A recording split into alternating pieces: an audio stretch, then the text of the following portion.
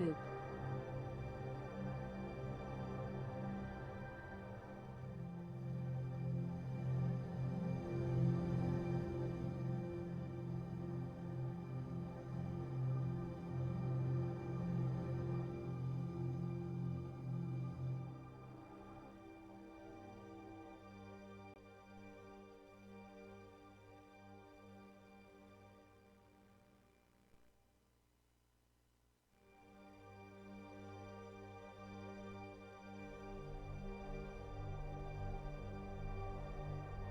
Hey, friendos, welcome back. Hey, Proto and Eben and Lady and Gigi, thank you so much for those biddies. I really appreciate it.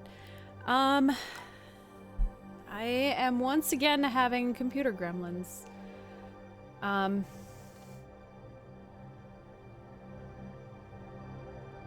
Why?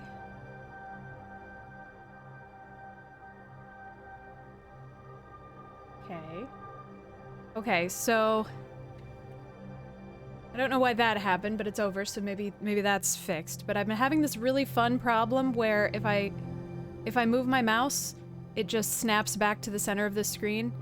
I'm hoping that it will stop happening while I'm in the game, because it seems like I have fewer issues while I'm in the game. And it seems to happen the most if I try to, like, bring my mouse over to the right-hand screen. So hopefully this will be okay, and hopefully it's a low... I don't know, it's a point and click, so we're gonna have some mouse problems. I don't know. Hopefully, I don't know. I was playing Hades earlier and it kept... We've just had a whole bunch of issues today and I don't know where they came from. I am over on the left. That was a decision. If only because of this stuff. I don't know.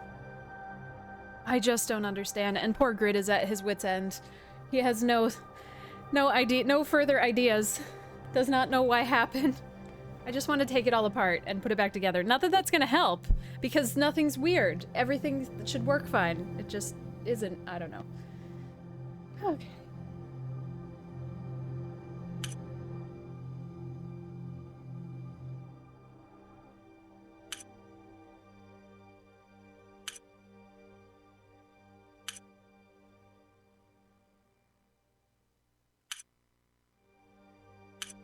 I really like the pixely fonts. If anybody has trouble reading it, let me know and I will change it. Oh, that's a good point, lady.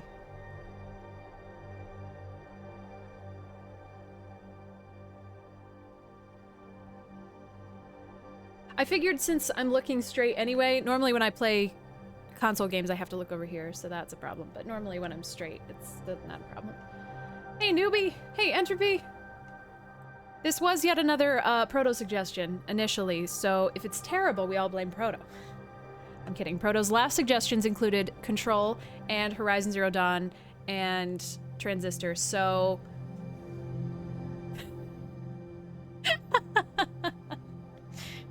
Listen, newbie. Let's start with me.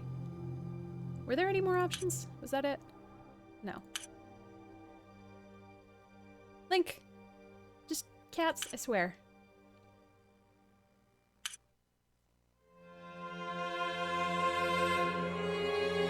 After all the things I have seen... Stop.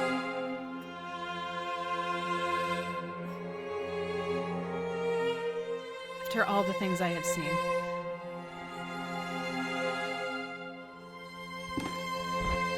Oh, I got a rope.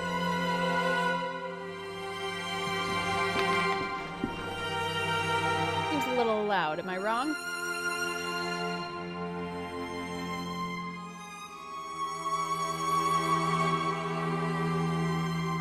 Oh my gosh, newbie, that's really cool.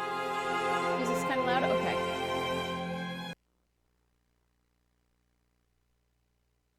Can I not access the options menu?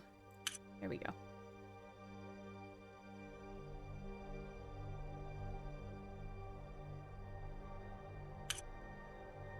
I guess let's try that.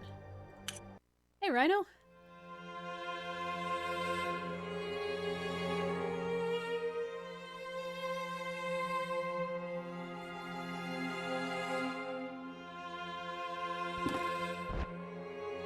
that better, or does it need to come down some more?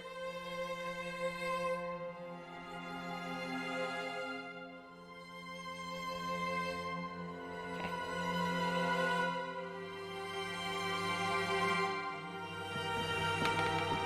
Is this a chair?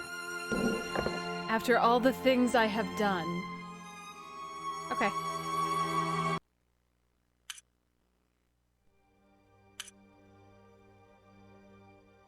Hey, Alucard, how are ya?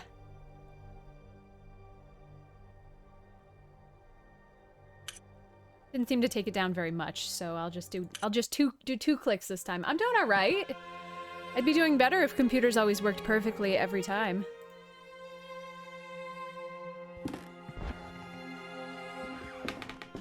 Hey, Oliphant.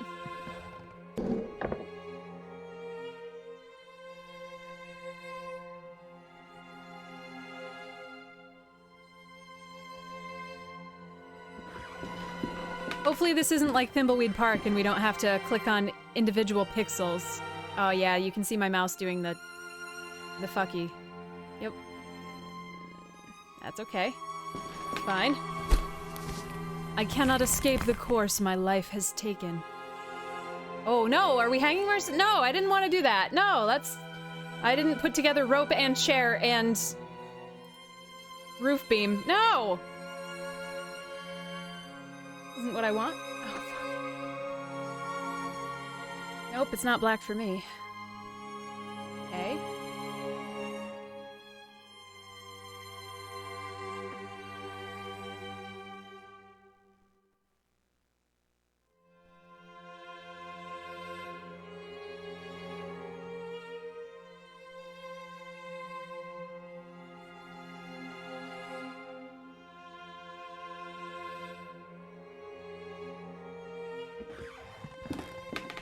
I don't think it's a mouse focus thing. I think it's a continuation of the issue that we've been having all day, which we can't figure out. But I restarted the capture, so...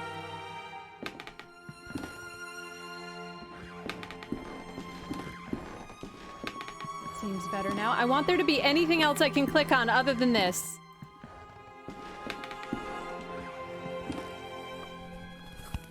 Now I am beyond redemption.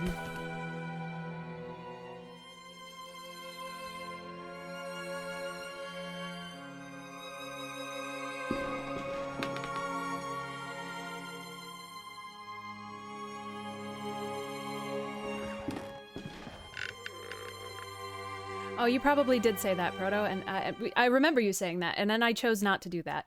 I'm sorry. I am okay with this. If anybody is not okay with this, I apologize. That is on me.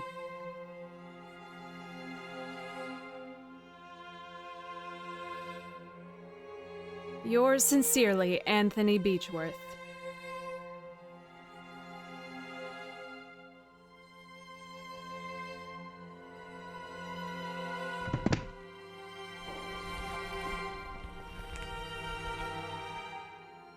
Triangulation.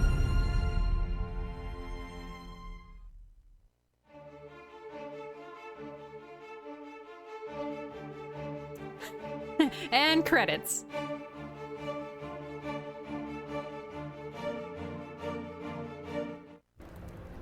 I probably should have sat through those. I'm sorry, guys. I'm all screwed up today. October 1891.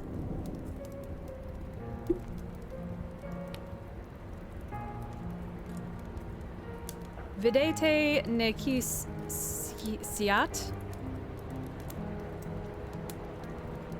Life. I don't remember. What does this mean? That was all my childhood friend Anthony Beechworth had written in his letter. It has been many years since I heard that sentence. It was the motto of the science and philosophy group that we had secretly run as students back when we were in that secluded boarding school in Scotland. But we had left it all behind, like mere childhood memories. That letter was unusual. It could only mean something awful must have happened. Something that must remain absolutely secret. I had to find out what was going on. Without delay, I took the first morning train to Sussex and made my way to the address on the letter. There it was. The old house of... the old house of Anthony's family. The Beechworth Manor. Oh, good. I'm glad. If it happens again, yell at me until I hear you.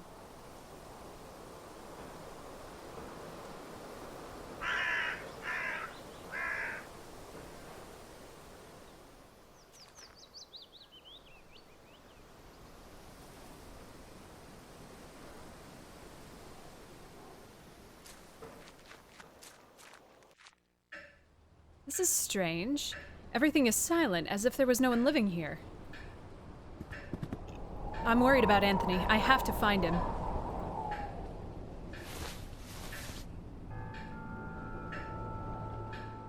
My coat.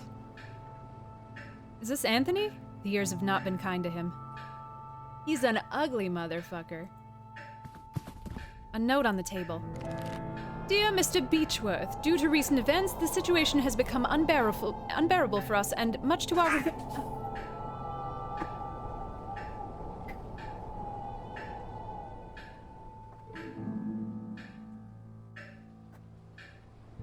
You know how when you're already like at that line of losing your mind, and then it's like everything happens on top of that?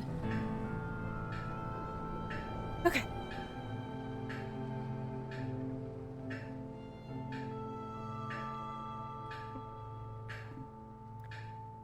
Due to the recent events, the situation has become untenable for us, and much to our regret, we have no other choice but to leave. We will remain forever grateful for all these years in your service. God bless you, Mr. and Mrs. Brewer.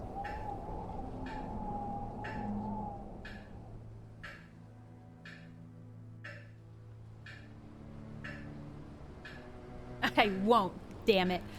A grandfather clock is the only sound around here. Well, I don't think I want to go upstairs right now.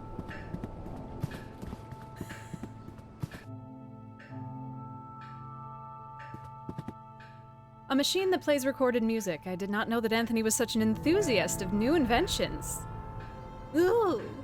A deer head overlooks the room with glass eyes. A cabinet with glasses and some liquor bottles. There's also a matchbox. These matches could come in useful. If I have to burn the place to the ground. A fireplace. It looks like it's not been cleaned in a long time. Can I light the fireplace? There's no need to do that. Okay. The large window is wide open, letting the cold dusk air in. Now, I'm not extremely familiar with point and clicks.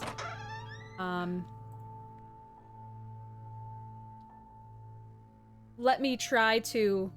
As usual, let me try to navigate it, but I feel like with the ones I've played in the past, because it's not something I am extremely fluent in, I might run up against a wall. We'll see.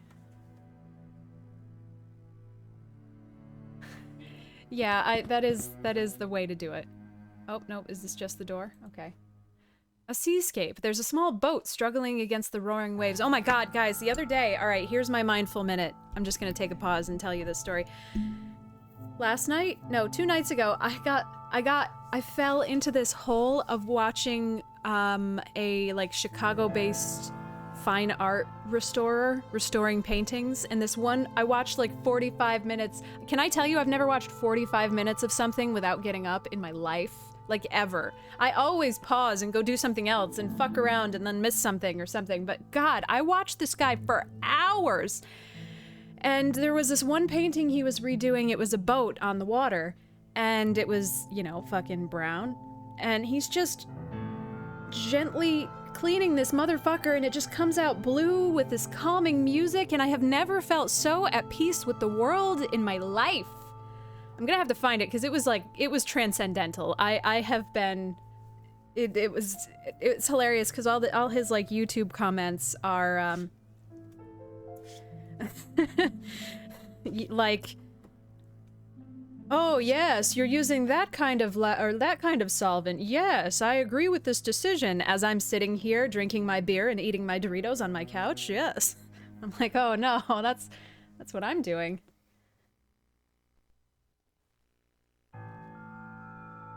Oh, that's neat, newbie. I will do that. No! I'm not mindful anymore. Just ruined it.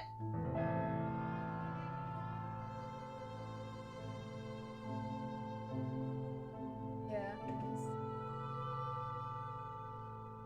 Like, I didn't want to skip the stream tonight because, like, this isn't an issue we've been able to figure out, so it's not like skipping the stream today is gonna help. I'm still gonna have to stream eventually. Let me think. Alright, well... Grid's trying to look behind the computer. Let me think of what I can tell you guys about my fun weekend. I have one friend left in New York City, and we finally convinced him to come up. I haven't seen him in years. We finally convinced him to come up. We got him on the train. We met him halfway. We're all vaccinated at this point. So we actually went out to dinner, which was the first time, you know, we've been all together in a year and a half, almost. And then definitely the first time I've been in a restaurant inside for that long.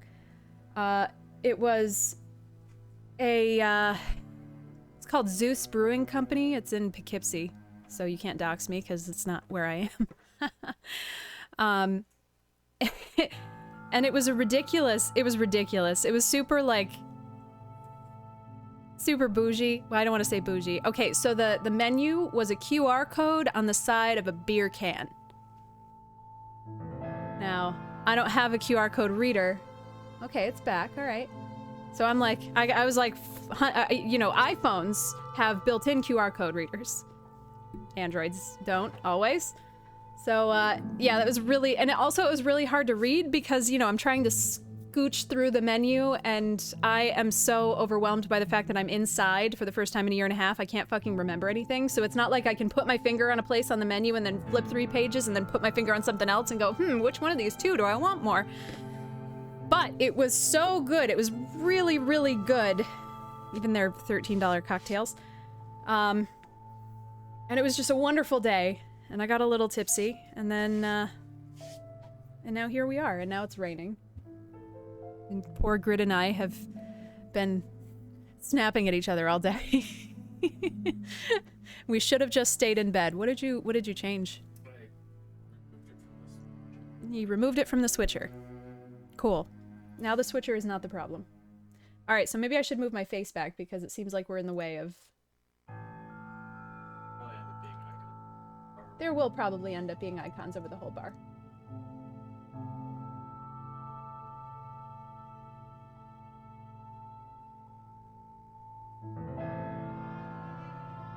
Yeah, really, lady, yeah. Like yesterday after that brewery, we went to another brewery. It's like a farm brewery.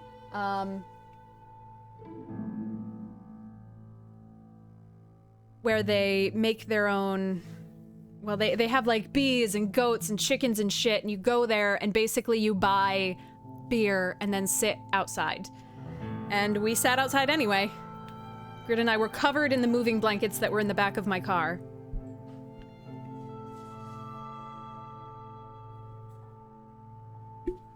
I probably could, Eben, but I don't want to do that now because that will be a little bit more of a... I'll have to get Grid in here and I don't want to do that. Hey, Crackhead. It's awesome. The goats also... Okay, so this is called Plan B Brewery, which... It's B, like B-E-E, not Plan B, like, oh fuck, I might be pregnant, which is hilarious because Baker loves it, and every time she mentions it, everybody is like, Plan what now? So the goats are named Ron and Hermione. And Hermione actually ate the tag off of the blanket that I was wrapped in, but that was my fault. I should have realized. She does lick the paint off the wall, wherever she can reach. Look, goats. That's all I'm saying. I'm sorry, I'm having a day. They were very smartly asking, can we move the game so that I have all the black on one side? Can you just do that, Grid? Love you. I don't know what the thread of the conversation was, Rhino. I think I was just trying to vibe myself down. You want your face down in wide chat and all that? Well, I mean, face can go down, sure. Oh, the wide chat. I only want the wide chat if there's no purple. Oh, if there's no purple. Right, because the purple looks dumb. Or if there's no black. Pick one.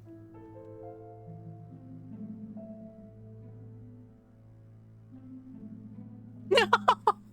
No! Ah! If only I could be so grossly incandescent. Here. Thank you so have much, some lady. motivational Thank you bits. so much. Can I be grossly incandescent? And by that I mean, can I just light myself on fire? Can I just light myself on fire?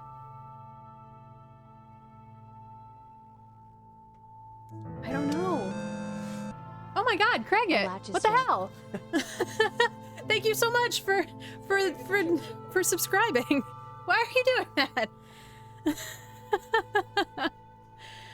I am very excited. I am, Craigit's gonna help me, perhaps get some merch squared away.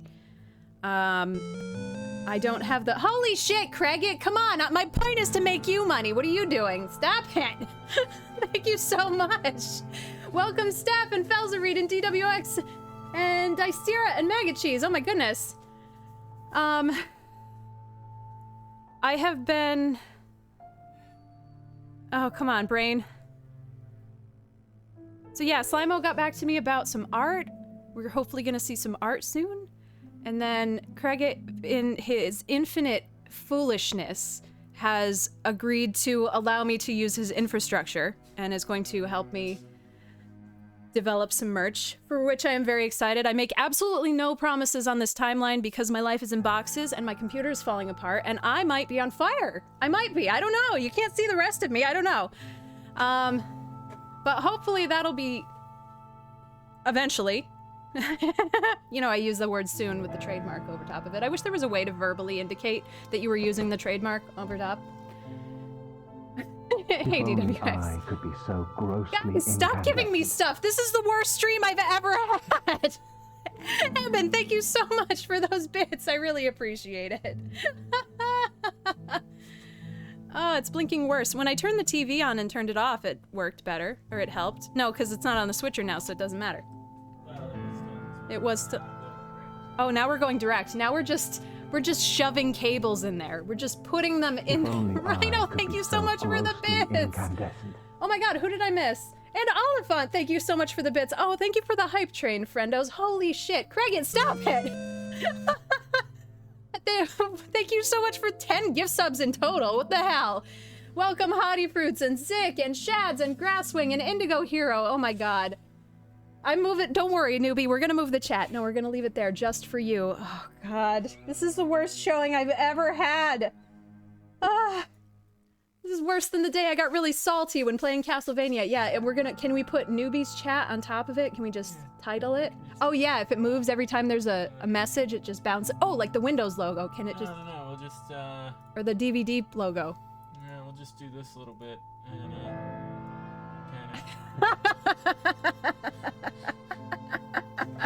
Yes.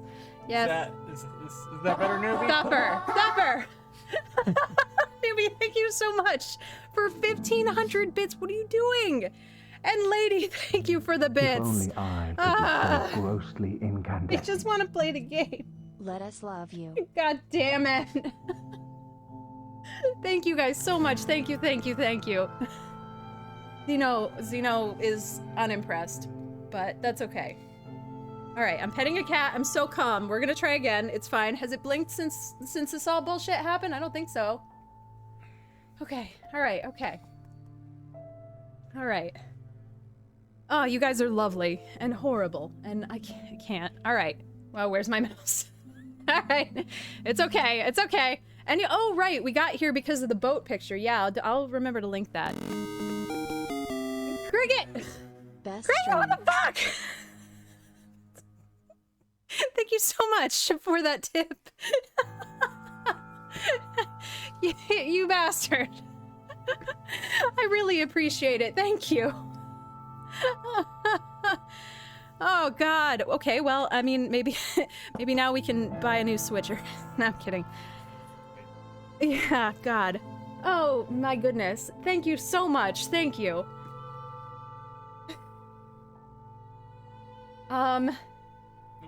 What were we doing? Okay, alright, this is fine, this is fine. I wish the chat could go lower. No, I don't care. I don't care. It's fine. It's fine. You mean like longer? Yeah, longer it looks weird. It's, oh, okay. Well, Grid's just gonna do it and let me relax again.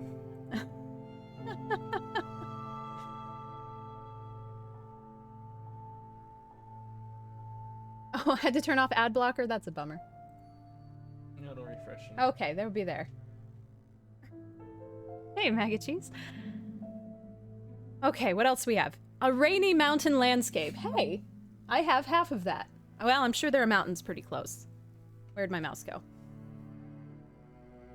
Okay, there it is. All right, we're all right. It's fine. It's fine. What's over here? Whew.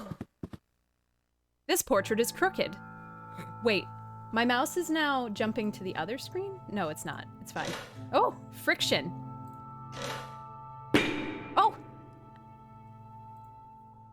An old rosary, a cord of beads with a solid wooden crucifix.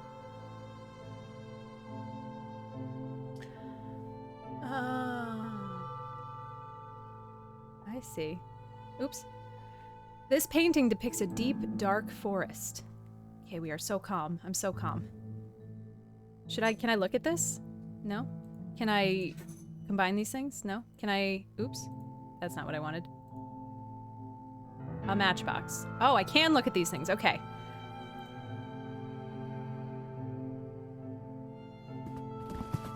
Whew. A small plant brings some life to this place. Did I go in here? I'm lost already. Oh. A wash basin and some toiletries. A lamp to light the way. Can I take... Oh, I can take the lamp. Wonderful.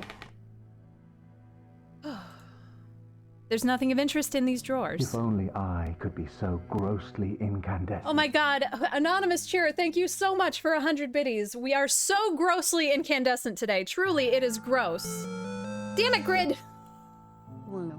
Didn't you take your computer down yet? Why? I'm not thanking you. But thank you, friendos. Thank you so much. Oh my god, is that really a level 5 train? What the fuck? How? We've never gotten that far before. Ah, there's a tiny dark hole in the wall. Can I put the crucifix? Crucifix. There's a discoloration on the wall in the shape of a cross, as if one had hung there for many years and been recently removed. No. Hey, thanks so much. Oh my god, Anonymous Cheer, thank you so much for 500 biddies. Thank you. Oh my god. I'm gonna go live in this dark hole in a hot second. So grossly incandescent. Lady, thank you for 100 more bits. Thank you so much. Oh, good lord.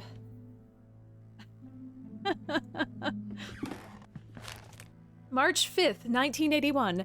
Master Anthony has made us get rid of our religious objects. What's going on with him? Luckily, I found a place to hide my rosary. I cannot pray every night without it. Oh? May 18th, 1891. Master Anthony has been complaining about Alfie. What would a simple cat do to him? He ordered us to keep him out of the house at all times. Still, I cannot let that poor thing starve. He's such a clever cat. Every time I open the window, he knows food is waiting for him. Anyway, I'm worried about Master Anthony. He's growing more and more unlike himself every day. September 15th, 1891. Master Anthony is spending whole days locked inside his office. He wants us to leave him food at the door, but he barely eats anything. I'm really worried.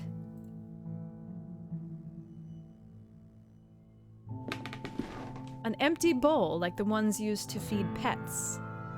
The window is so dirty that I can barely see through it to the outside.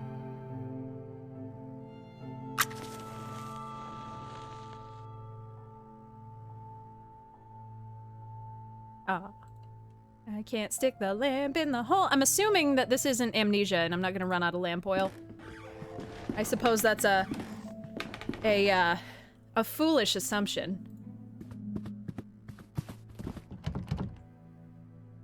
The door is locked. I should try to find the key to open it. Oh man, I really want to play third shift too.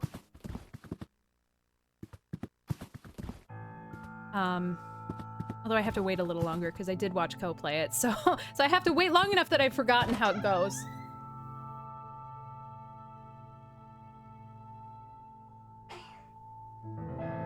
A variety of herbs and ingredients. The kitchen stove and a cleaning cloth. It might come in handy, I'll take it. Plates and pans. A plate with some days-old leftovers.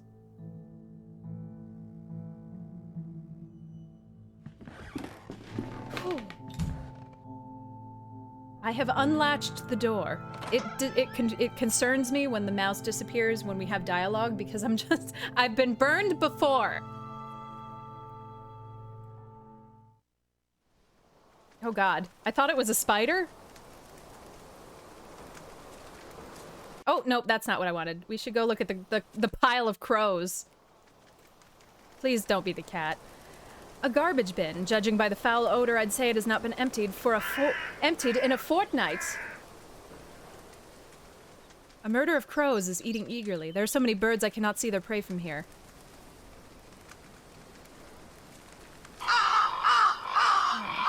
The crows are too vicious. Getting close could be dangerous. No. We cannot light the crows on fire. Oh my god! Anonymous cheer! Thank you so much for 1,000 bits! I really appreciate it! Oh my god.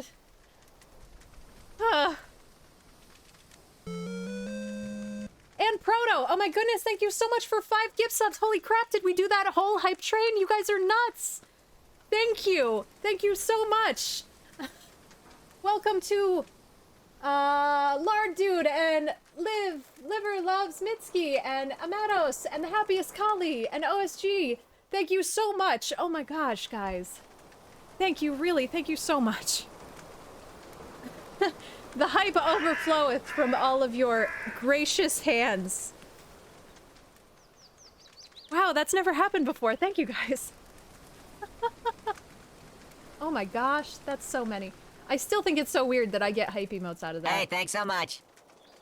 Noob and One Love TBH, I just wanted to show off. Newbie, thank you so much for an additional 1,500 bits. Your bee is beautiful and perfect, and I love them. They are lovely. Newbie just gotta flex at the end. Oh, that's a cute emote, though. Alright, what are we doing? God, I needed a mindfulness minute before we even started, and you guys are making me need another one.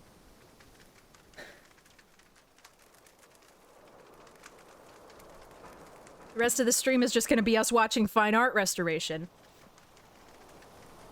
I'm gonna get like a DMCA hit. I'm gonna be like, I don't care. Sue me. I love the knife. The knife is wonderful. Alright, so I think we...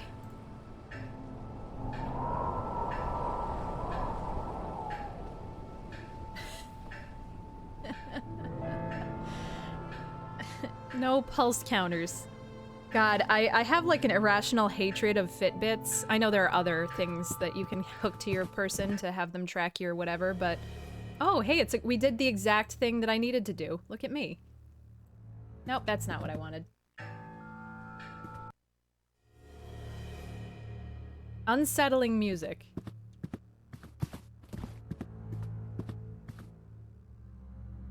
I guess we could have gone in this door first.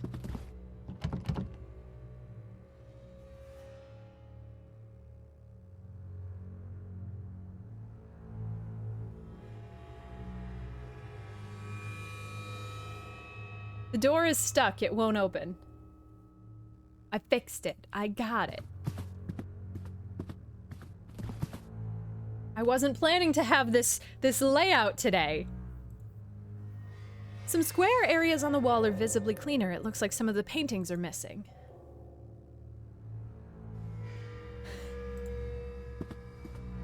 Door stuck? What?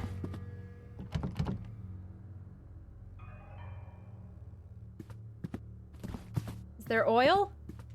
Is there... Can I grease it? Oh, this looks weird.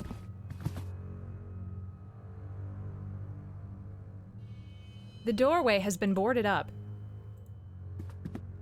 They're firmly nailed down. I cannot remove them with my bare hands. Oh, okay. All right. I see.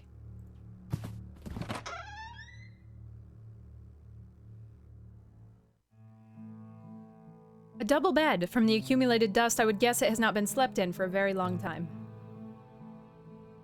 A gentleman with a serious and inquisitive look. The fireplace is black with soot. Oh, earlier I had actually, I'm not very good at, I can braid, but I can't like I'm not very good at French braiding.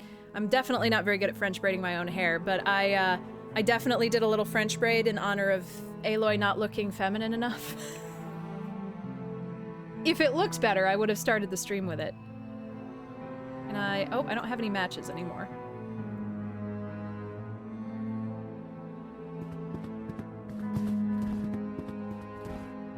The window leads to a balcony shared with the adjacent room.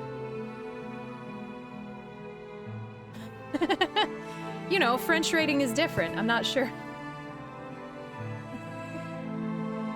Small photographs and old daguerreotypes. Another word I've always only read and never actually had to say out loud. Mostly family portraits.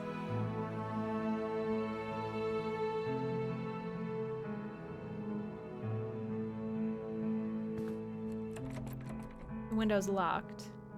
I cannot open the latch, it's stuck. Perhaps I could do so using a small tool.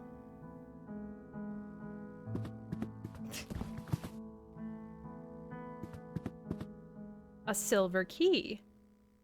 Ooh!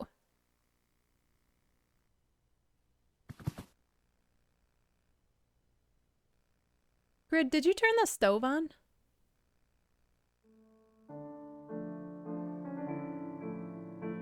Oh, okay. Okay, what's on the stove? Oh, okay. I was just confused. I was like, are we actually on fire? Am I... Did my flippant remark lead to... Okay. Alright.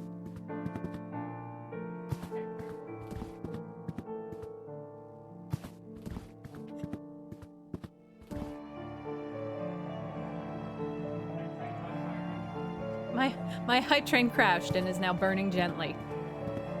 Why? Oh, it's okay. Sorry, I knocked my mouse so that it was sitting on the taskbar on the screen that I'm viewing OBS on. So it had been resting on an icon on the taskbar, and then it previewed that icon right over my camera, and I panicked thinking the camera broke. I'm a logical person who thinks things through calmly before jumping to conclusions. Thanks, newbie. It's so dirty, and it's starting to fade. I was gonna wash it again today, but then I stayed in bed. It's locked from the inside.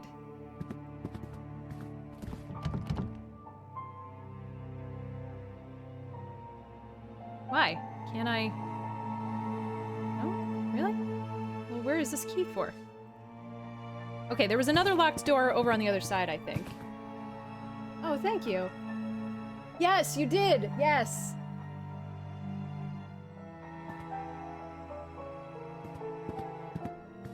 When I went back to get this cut after I had the blue, with my blue fade out, my stylist was so pleased with how it faded out. She was like, "Bitch, I could curl this again and post it on my Instagram, and people would think it was fresh." Which she also like praised me for how I had taken care of it, which obviously I am so starved for positive interaction right now that I'm still talking about it 2 months later, so. After 2 weeks, yeah, short hair's so hard.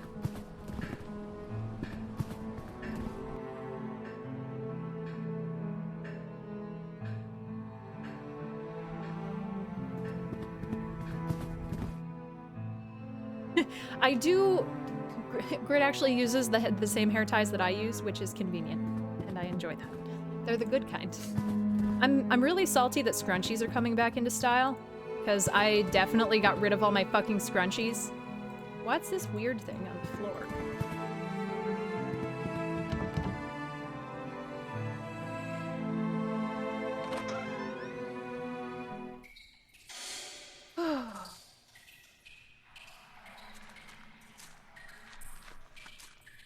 I like ponytails because it's much better than the mid-length hair because it's not on your neck. I love this, but it's very hard when it gets warm because it's on my neck. Nice, nice.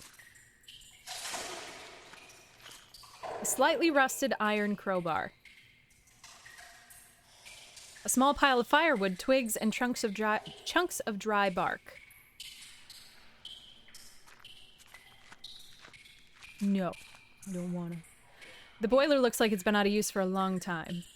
Can I put some chunks of dry bark in the boiler? No, because the boiler is for water. Is there a furnace? Listen. I'm not a janitor scientist.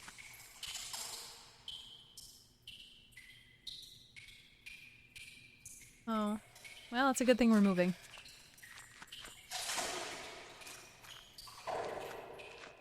Oh, good. I don't know what this thing is. Oh, there we go. I think this is a slate disc record. The sleeve reads The Carnival of Venice. A slate disc record? I didn't know that records came in slate. That's interesting. Can I take it?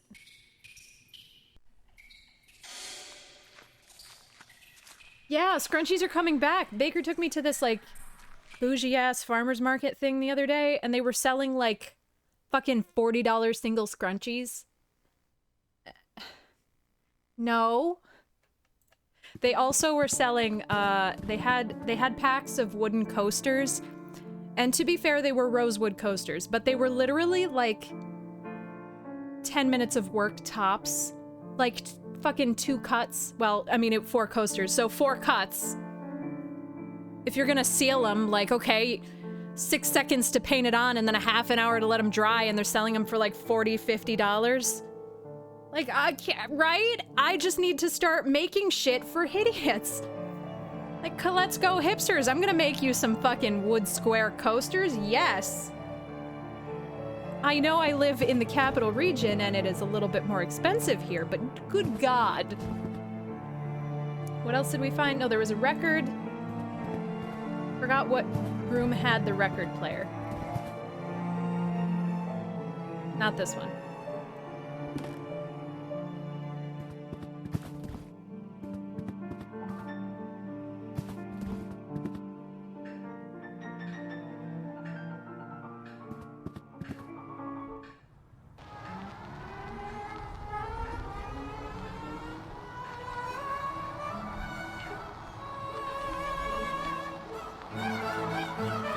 It must be broken. I do not know how to make it stop.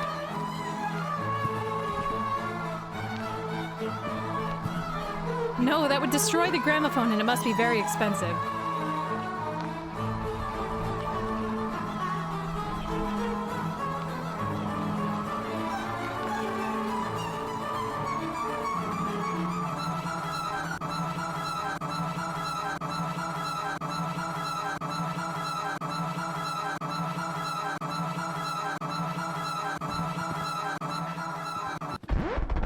The music has abruptly stopped.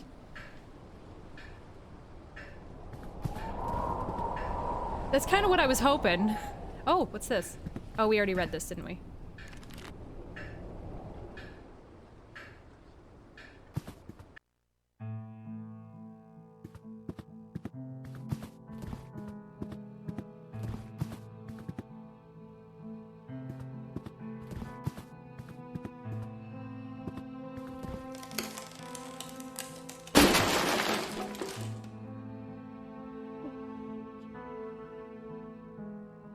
Oh! Leave me alone? My God, what happened here? The writing on the wall, the writing on the walls reads, "Leave me alone." Who would have written such a thing? I'm really excited to play this right now because this is kind of exactly what I've been craving. But also, shit, we should have saved this for October. The lifeless body of a woman. It's been here for a few days. Looks like she's clutching a note in her hand. Take it. I'm writing what will surely be my final thoughts, my last lines, my last breath. I do not know what kind of dark power has turned my husband into what he is now, a stranger, with a look bereft of all sanity, compassion, and human warmth. I do not know what shadow has slowly darkened our lives. I do not know this foreign guest that now dwells in our souls. I do not know where it is from, but I am sure it is not from this world. I will meet my brothers and sisters soon. I will be free from this abyss of madness and fear. Soon, I will stop trembling. A simple long hairpin. Yoink! It's a letter. Dear Margaret, it has been days since Anthony left his office. I can hear him whisper, angrily, frightfully, and it gets worse at night. Our service left a few days ago. Without their help and company, I'm lost. I can barely walk out of bed, and not even the doctor will come here after his argument with Anthony. My husband has developed a horrible ability to break anyone's will. I do not know what to do. I do not have any strength left. I wish I could send you this letter. Your dear friend, Anna Beechworth.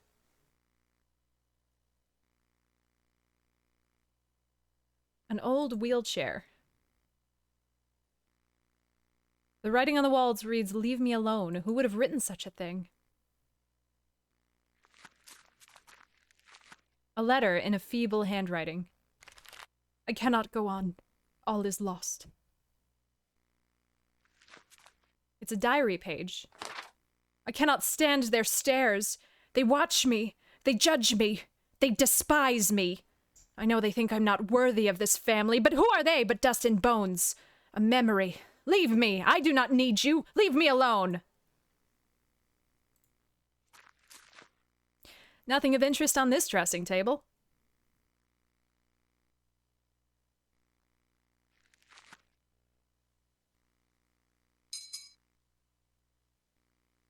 The young Anthony, just like I remember him. A woman of strong features and dark hair. She has a bold look in her eyes. I hear that window tap, tap, tapping. Tapping at my bedroom door. She looks like the woman on the bed. She's holding a baby. Could that be Anthony's child?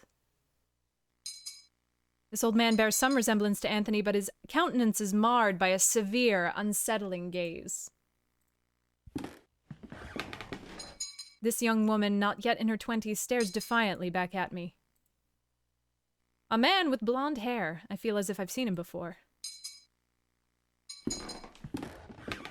A portrait of Anthony standing beside a mounted wildcat or lynx. The paint looks fresher around the animal's head.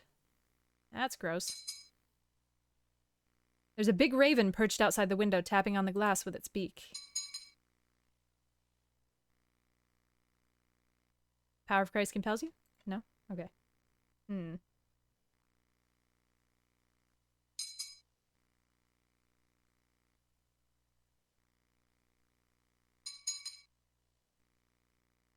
Yeah, that would just smear the fresh paint. That was what I was that was what I wanted to do. That was my goal.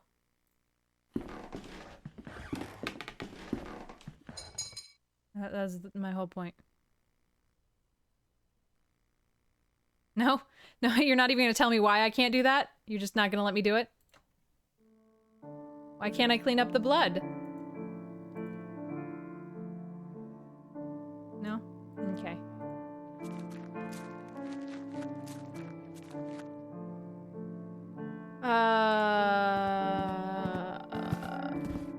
Let's go back to that door with the... Not this door. Nope. The door with the window. I guess it's on the other side.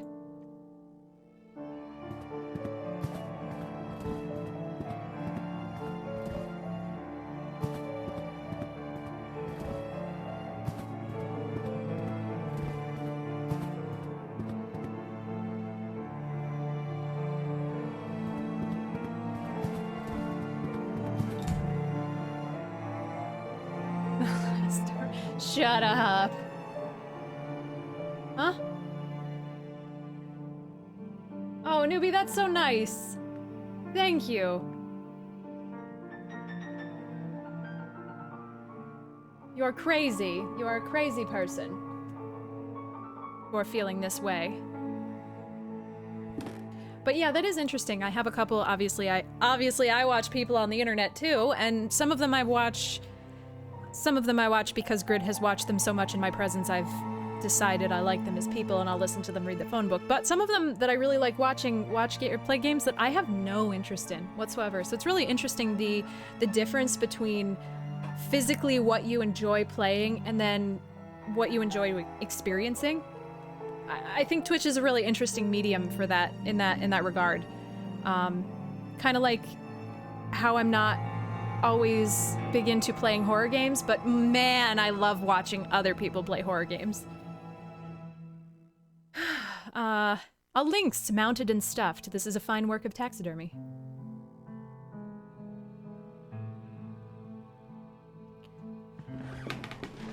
A few press cuttings pinned to the wall. The Illustrated London News, 1887. Judge kills himself under strange circumstances. The Daily Telegraph, 1888. Earl found dead floating in the Thames. The Times, 1889. Famous actor found bled to death in his hotel room. Is this different? A map of the region of Sussex with markings drawn on its surface. Who's the Duke of Sussex? Was that William or Harry? Which one are we blaming? Is Harry still the Duke of anything? Some strange books written in a language unknown to me. Hey, Gremlin the Bold. Did I somehow mispronounce it? Remains of chemical experiments. A can of paint thinner. He forfeited. Okay, so he did forfeit. Yeah, I thought he forfeited his title, but I thought he still...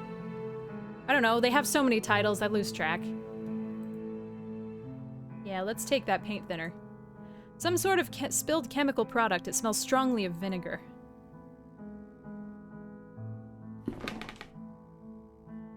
Same Entropy. Honestly, it has really helped me in that way. It took me years to even chat, and a couple years ago, having a Discord and talking to you all guys, talking to all y'all, would have been just absolutely undoable for me.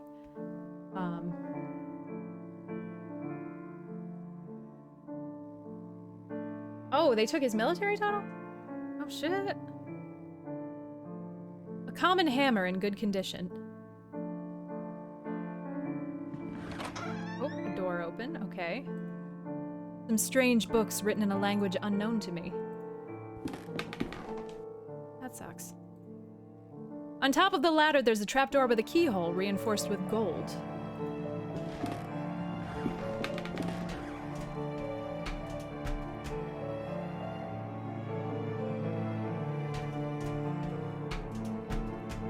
It was always the opposite for me, Proto, and I don't know why. I mean, probably because I was always an actor. But this space I can control. This is my house. I go here. If I'm in somebody else's house, then I'm uncomfortable.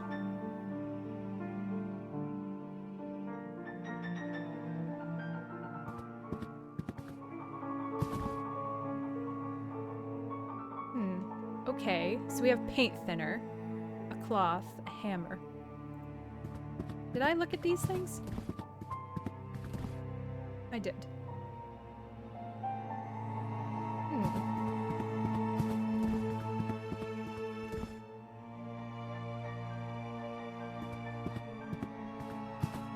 That makes sense, Proto. Whereas, for me, I don't want there to be any ambiguity. I like the always on part because I know exactly when these lights are on, that's what I'm doing. I'm not sure what else to do here, I guess. So let's just kind of shake some things until...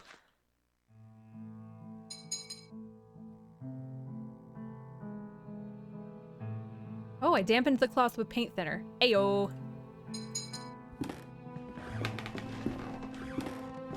I mean, I don't personally know Kitza, yes, but I have watched Kitza. I know from whence Kitza cometh. Kitza has raided me. I think we raided Kitza last week, or last time. The thinner has worked. The fresh paint is gone, and now I can see the original painting. The lynx's mouth is open, as if it were growling. Art restoration. Yes, this is the universe is telling me this is the game that we should be playing today. What did this do for me?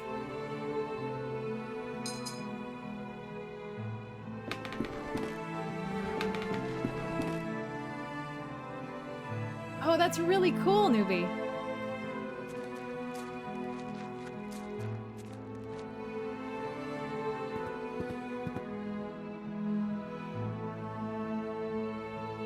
Yeah, acting and social interaction are definitely two different things. Because I find, at least for myself, it was always hard to be social in social circumstances because I don't always know what the rules are. When I'm on stage, I know what the rules are. I don't even have to say my own words. I can connect to the words, but they're not mine. Or they don't have to be mine.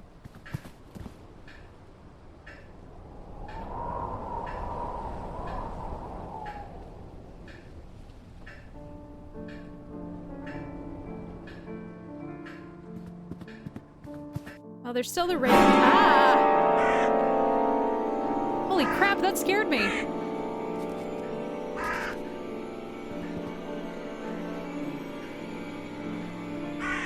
I was not expecting that. Holy shit.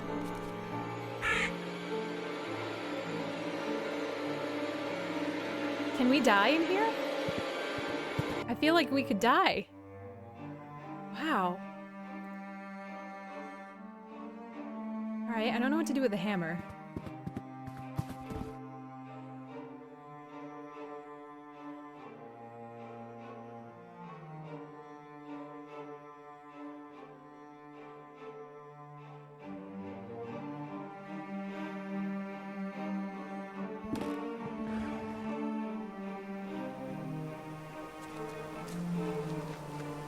A dying crow, not much life left in it.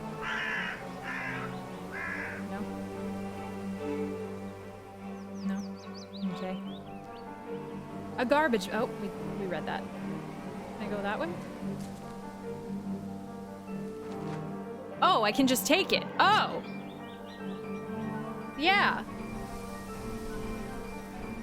I mean, I do have a friend who's pretty into skulls.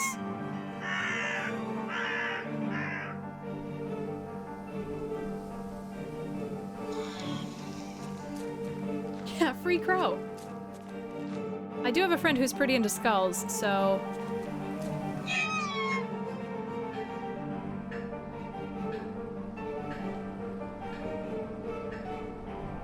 I want to fix the crow. But I think this is what they were eating. Oh, it's gone. Hmm.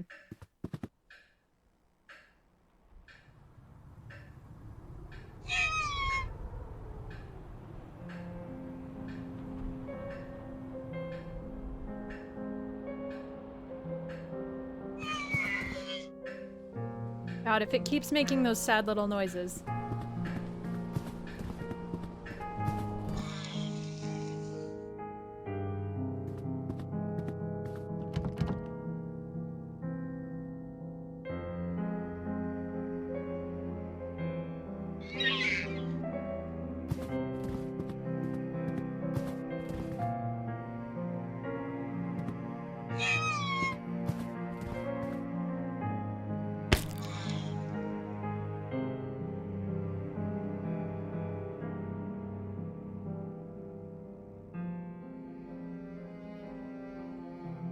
I didn't think it was gonna let me do that. I have put an end to the poor creature's suffering.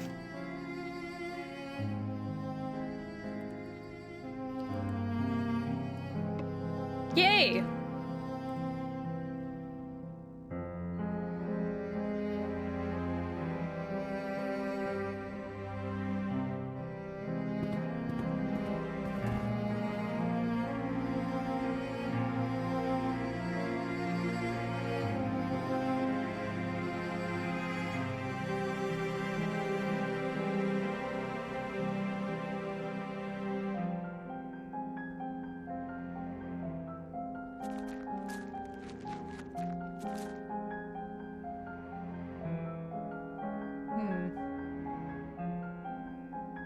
Man, Proto, I should listen to you better.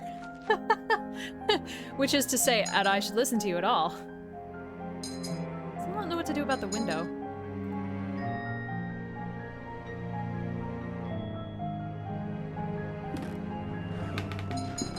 Use drill on self, yeah. God, that was hilarious. I mean, it was terrible. That was awful.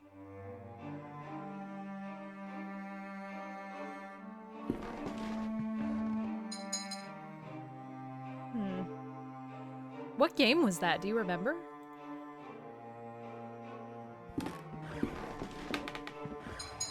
Hey, Drazar, it is... Well, it's going.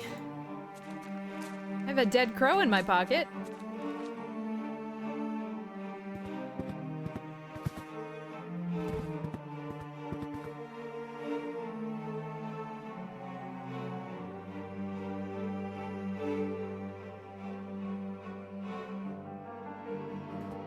Oh, great. Thanks, newbie.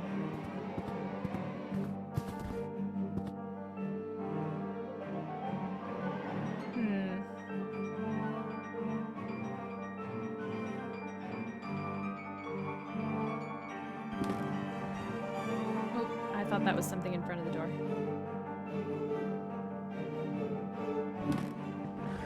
I'm so far, Heron, I'm so far very much enjoying it. It is a little,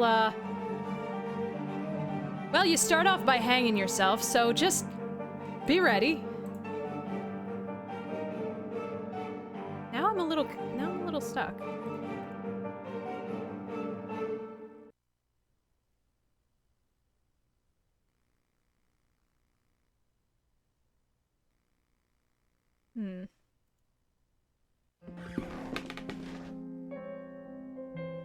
Would hate to damage this fine work of taxidermy.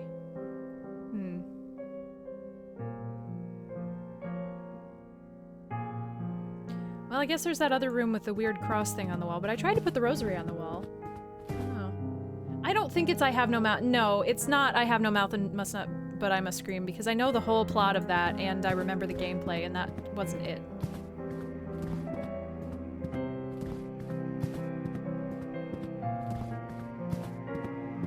I don't know.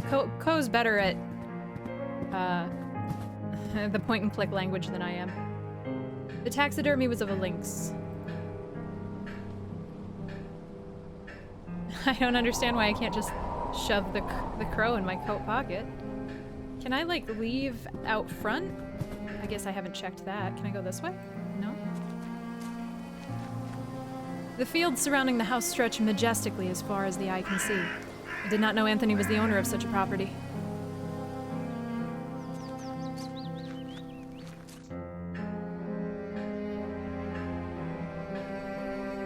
Well, yeah, but I tried to use the hammer on the lynx. I tried to. And it said no.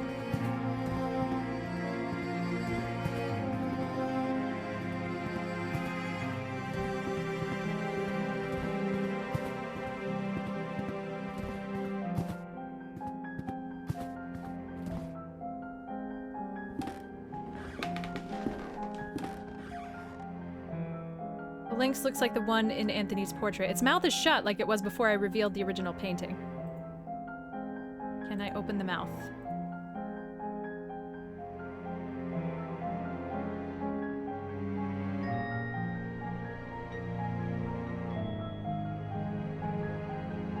Yeah, I think I need something else to... Cone Dodger, oh my goodness, hello! Thank you, new friend, for the follow. I heard of you. I done heard of you.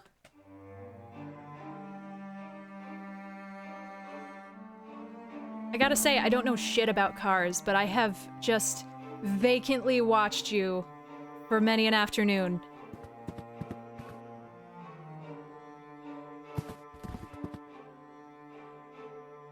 I recognize when playing that back in my head that maybe that didn't sound like a compliment, but I really meant it as one. I did, I promise. Look, I'm not having a good day.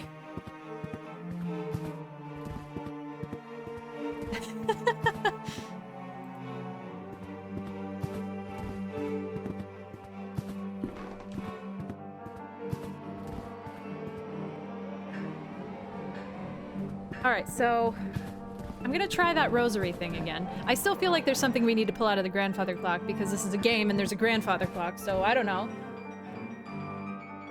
What was in here? I don't remember. Cursed games without maps. Although who has a map of their house, I'm not sure. Can I, like, put this back up? No.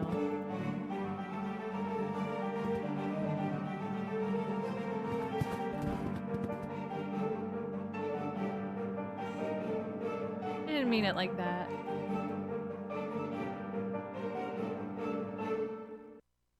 What's this? Oh no, that was the note. I don't need that. Well, I want to open the window. Oh, I can open the window. Okay, where's the cat? Great, so we're gonna feed the cat a crow. Good. Ah! It looks like the window frame is rotten. I would need some kind of cord to hold the window open. Cat. So we use the rosary. Thanks be to God.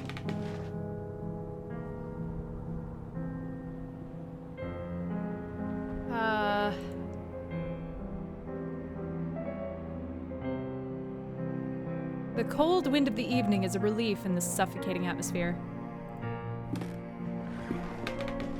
I have laid the crow in the bowl. Hey, Paint, how are ya?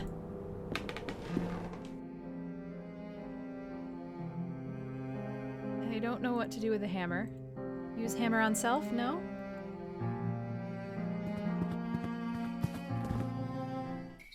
I guess let's check this again. And then...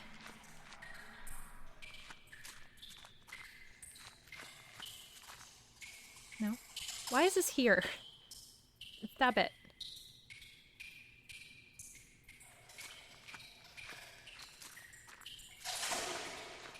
I don't like the drippy drip noise. Nope, I can't bang the boiler. Okay, well, we left and now we're gonna go back and maybe there'll be a cat there, I don't know. That's not the most sacrilegious use. Awesome, I am so ready. I am so prepared. No, haven't moved yet. The 12th is gonna be the big— Ooh, I hear something in the distance. It sounds like a lament. The 12th is the big furniture day. Hopefully we can minimize— Where did the crow go? There's a tiny dark hole in the wall. I'm hoping we can minimize the amount of stream interruption, but at least a couple days around there will probably be dark.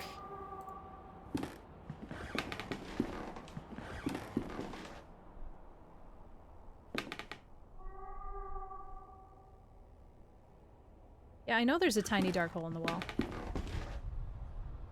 Really? Can I...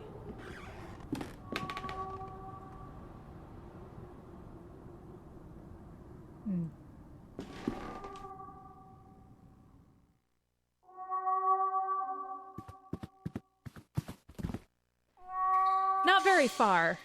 We're only moving to the next city. We're still in upstate New York.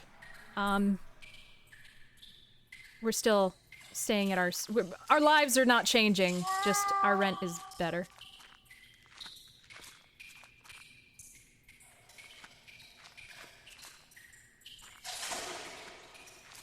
And we have a garage. Oh shit, I just heard a cat. Oh, what's this?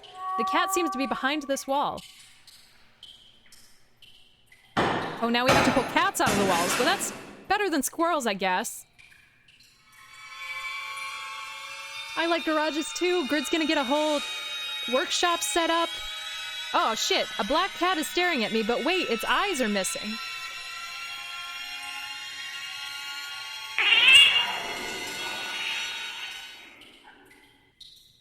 We're gonna be able to work on the motorcycles, and I'm not gonna have to pay fucking Harley Davidson $900 to change my fucking horn again. Grid's gonna teach me how to turn wood.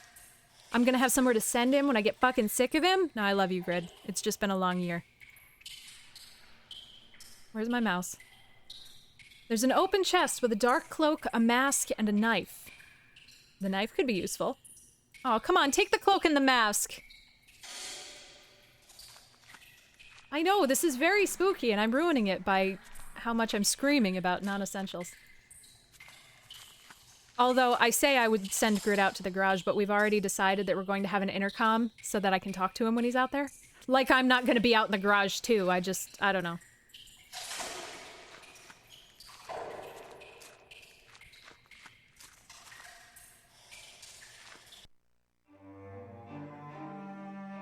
Okay, so we have a knife. I wonder if we can open the lynx mouth. Let's look in here while we're here. No. No.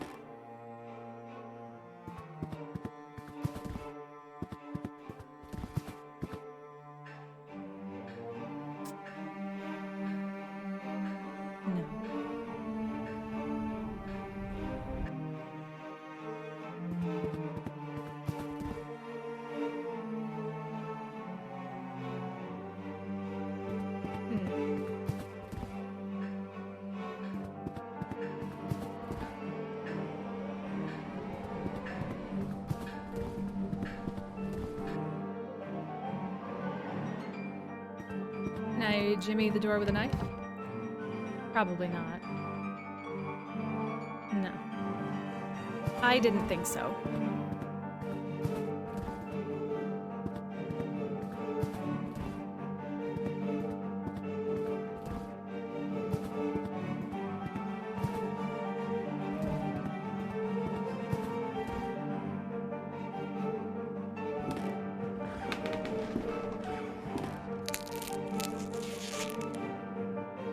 I managed to get the lynx's mouth open. There's a golden key inside.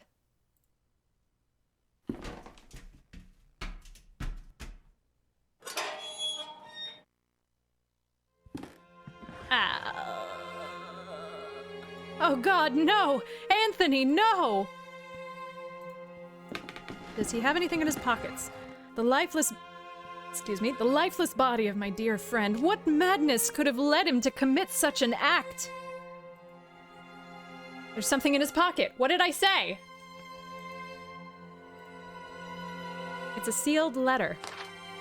Dear J. DeVitt, if you're reading these lines, then I am nothing but a dead body hanging before you. I write to you in my last shreds of lucidity. You are one of my oldest friends, and when I sent you the letter asking you to come here, I did not doubt for one moment that you would. Had you failed me this evening, everything would have been lost. I have found myself involved in a series of horrible incidents. For reasons beyond my comprehension and sanity, I've become a total stranger to myself and to my closest relatives, capable of the most indescribable and atrocious acts. I cannot give you any more details at this time. I must ask that you go immediately back to the boarding school where we made that pact, where we all swore on our honor that sentence that would protect us. They are by 6. She's so good. She's so talented. I love her so much, and my emotes make me so happy. Oh, this letter must not reach anyone else, so it is imperative that you destroy it immediately. The lives of the rest of the group, and yours too, are in great danger. Do not delay. They're already waiting for you. Seeing is believing, DeVitt. Do not forget that. Always your loyal friend, Anthony Beechworth.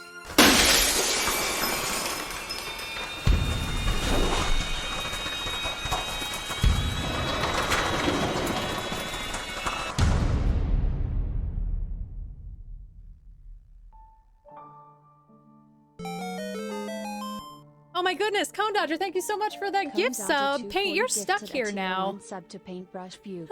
This is their first gift sub Oh crap, on the channel. I forgot to change that. Oh well.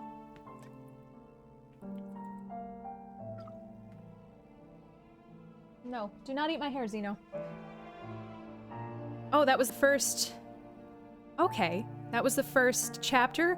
That was really fun. I really enjoyed that. We have 3 more chapters to go. Stop eating my hair. Stop it. I am going to take a quick bathroom break. I will be right back. Hold on tight.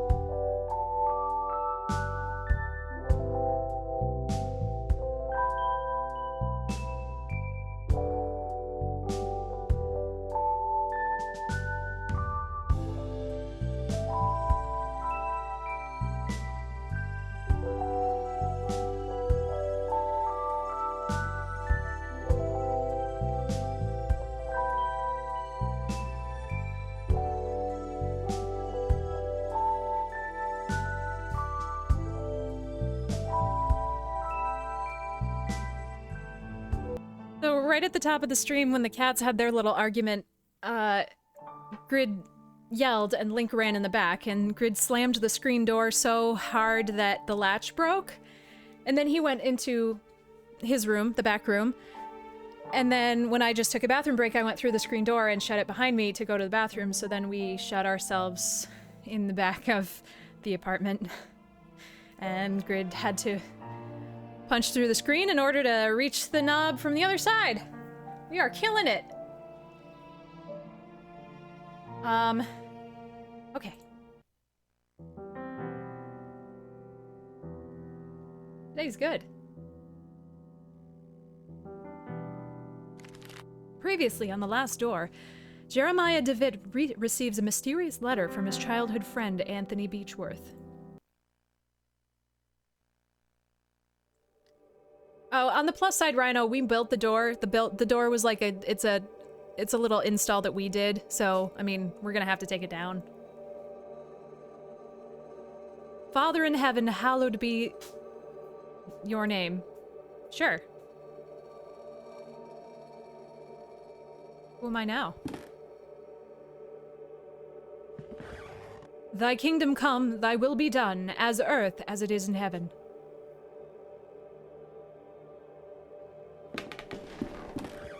Give us this day our daily bread. This is just slightly wrong. Forgive us of our trespasses as we forgive those who trespass against us. Forgive us our sins, for we ourselves forgive our debtors. What? Oh, okay. And lead us not into temptation, but deliver us from evil.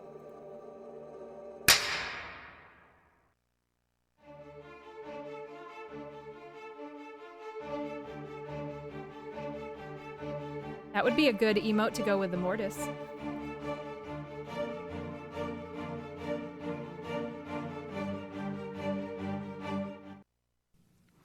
Yeah, probably. Somehow. Now tell me, where are you? What do you see? Mortis.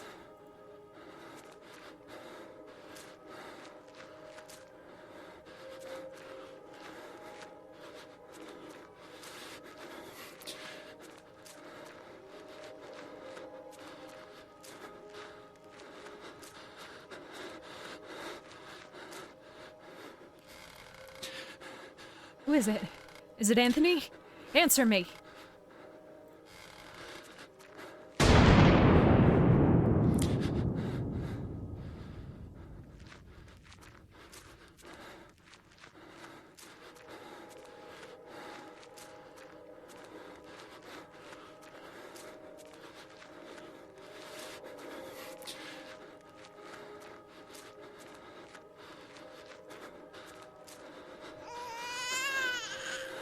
What's she doing? Get close to her. Get close to Anna.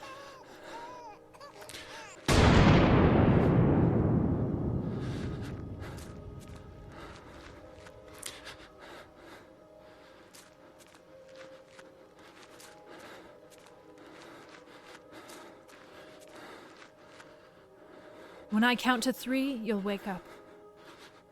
1. 2.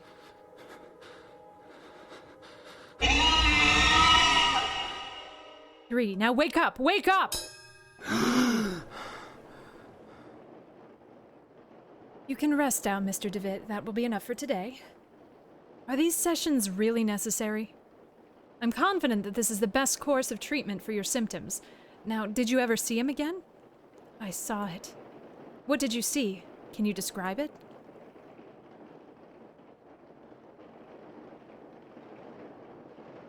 What are you talking about? It was like an eye, perfectly rounded and dark, deep and empty, accompanied by the most horrifying, pain-filled screams I've ever heard. Inside, a complete darkness where an evil dwells deep below. A forgotten fear for human reasoning, but undoubtedly still rests deep down inside our being. In my case, that fear had already awoken. I can understand why you're disturbed, Mr. DeWitt. With your permission, I would like to consult on your case with a colleague of mine, a man I'd known for many years who's more versed in modern psychological practices.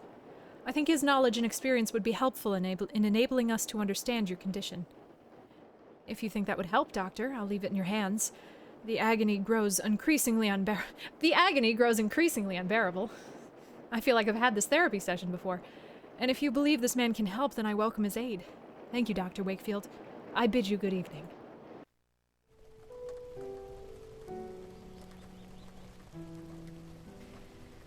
Anthony, my friend, what really happened to you? How could you have let your wife Anna die so awfully? These doubts consume my soul. I hardly remember the time we spent together as schoolmates. I confess that beyond your enduring friendship, I can recall little of those years. Were your words a result of increasing loss of sanity? In your letter, you wrote that someone awaits me. A warning to ward me from a genuine danger, or merely the ravings of a brilliant mind addled by insanity? Something stirs uneasily within my breast. Nope, heart. I just really wanted to say breast, apparently. I will not rest easy again until I go back to that boarding school and find out what secrets may lie within. Farewell, Mr. and Mrs. Beechworth. Rest now in peace.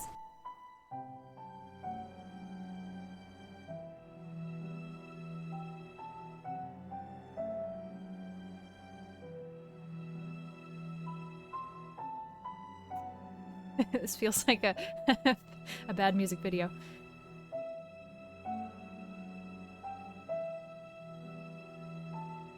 Man, I can't believe they managed to pull off this mood with these graphics. This is nuts. Episode 2, Memories.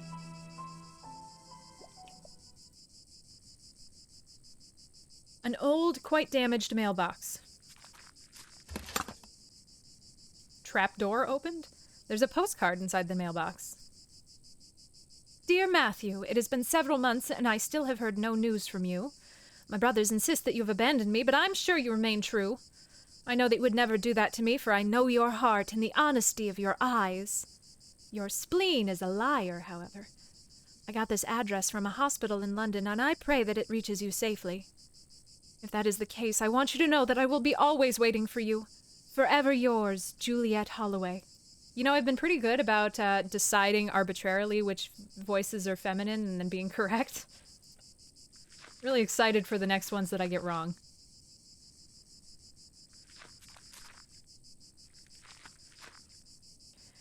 The Angel Gabriel, the school's emblem. I remember it being very pristine, but it looks neglected and dirty now.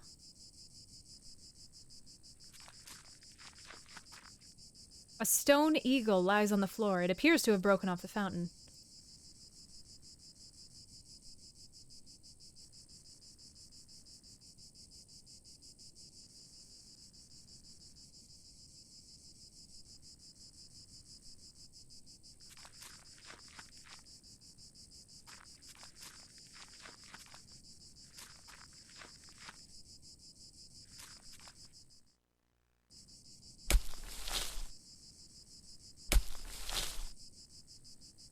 A locked wood coffin badly finished. It seems that whoever made it was a bit rushed to finish.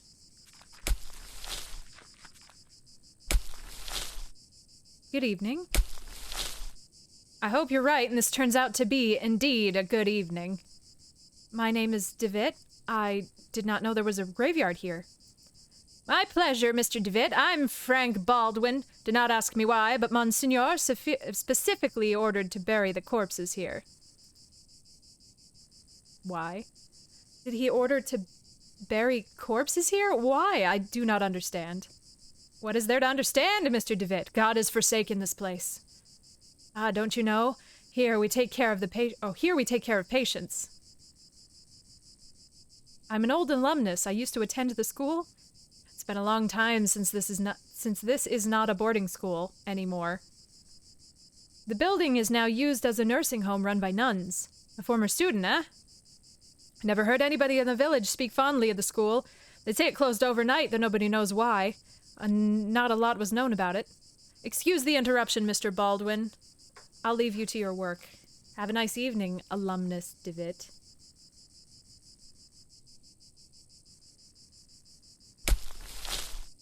small group of graves has been haphazardly arranged.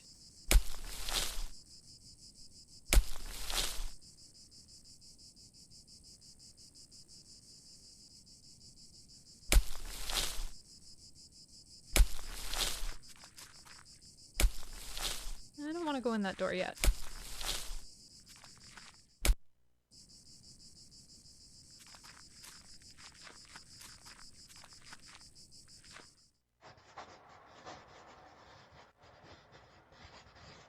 This painting holds a visage of judgment, but yet compassion. Okay. No! Sir, you are not allowed to get in there. Pardon, excuse me, sister? Good evening, sister. Good evening. I'm Mother Elizabeth. What brings you here, Mr. DeVitt? I'm a former student of this boarding school. As you can see, Mr. DeVitt, this stopped being an academic institution a long time ago and is now exclusively dedicated to prayer and the well-being of the patients under our care. I see. Even so, may I please speak to... Mr. DeVitt, I'm afraid that we are too busy to start wasting time talking about past issues. In addition, there is little to say. We sisters arrived after the boarding school had closed down. Everyone but Monsignor, of course. Monsignor? Exactly, but you didn't answer my question. Why have you come to this place, Mr. DeVitt?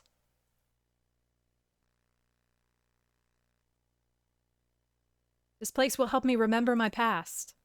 If you have memory problems, I would recommend you to visit a doctor immediately and don't waste your time here.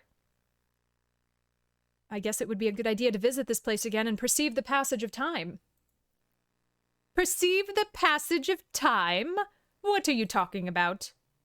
To be honest, I prefer not to talk about it. I couldn't tell you why this place is so important to me, but it is a lot. Well, I appreciate your honesty, Mr. DeVitt. I'll allow you to stay around here. I hope I won't regret my decision. Oh, don't worry, Mother. Thank you.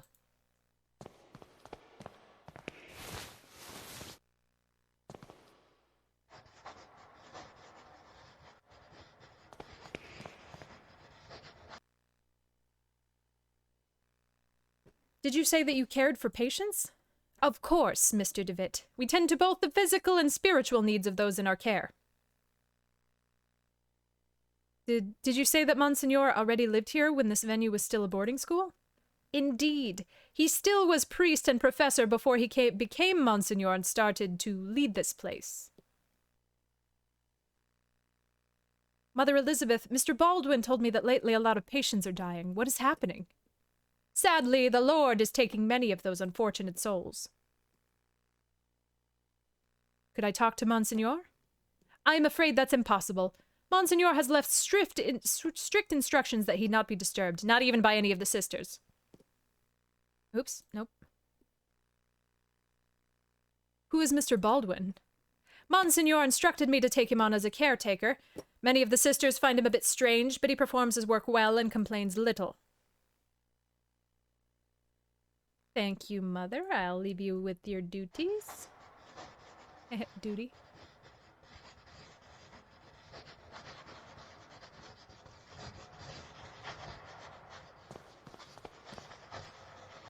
Mr. DeVitt, these rooms are private.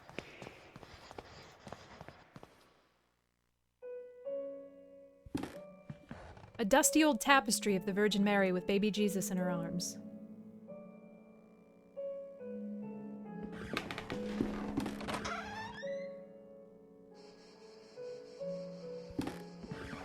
A syringe next to a flask with a label that reads morphine. Can I have it? No. An old mirror that hardly reflects. One of the humble beds where the nuns sleep.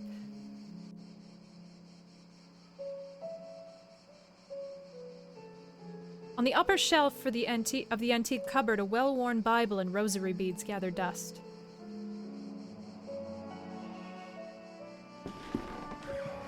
Good evening, sister. Sister? All this suffering, all these tears, all our prayers unanswered. What do you mean, sister? All these years entrusted to the Lord, praying, looking for a sign, for something that can give me strength. Every day I hear them cry, pray, scream, and die. And what for? Where are you, Lord? Why don't you answer me? Wow, those are just 2 options. Are you the Lord? The Lord works in mysterious ways, I guess? Do you want me to get that? Like, I get you a throw pillow from Home Goods. Certainly, yes, but I don't ask for much. Just something to go on, a path to follow. I can't go on. Not like this. Excuse me, sir. Please, I just want to be alone. I wonder if we fucked up. I feel like telling a nun that there's no God is probably a bad idea. I feel like it's futile. A worn out and faded tapestry of Jesus Christ.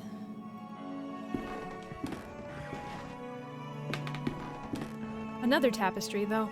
I remember from my school days the student dormitory was here.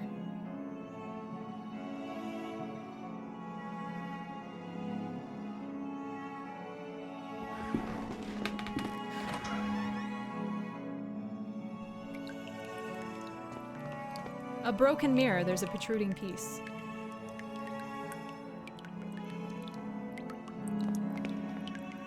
There's a puddle in the shower hole with something shining under the grating. I cannot see it properly.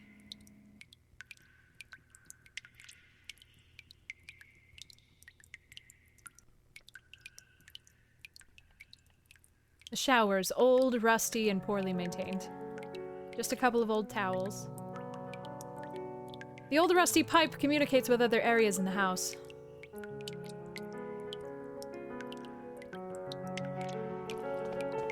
Yeah. I don't know, I mean, I found, you know, that kind of live, laugh, love font with the Lord works in mysterious ways. Zeno, I don't feed you dinner. I don't know what your game is. But yeah, no, do not eat my hair.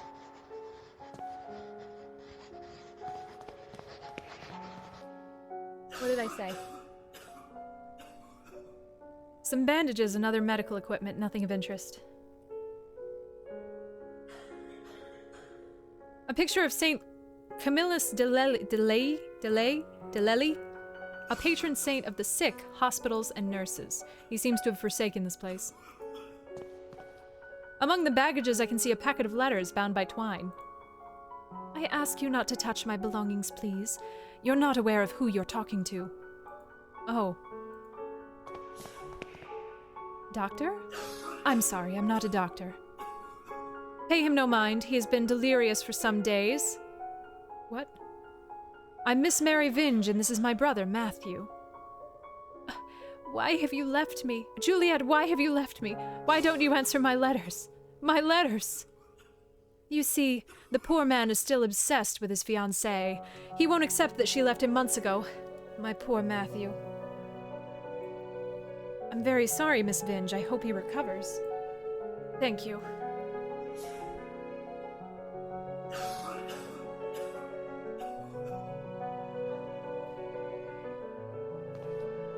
Mr. Vinge, I think this letter is addressed to you.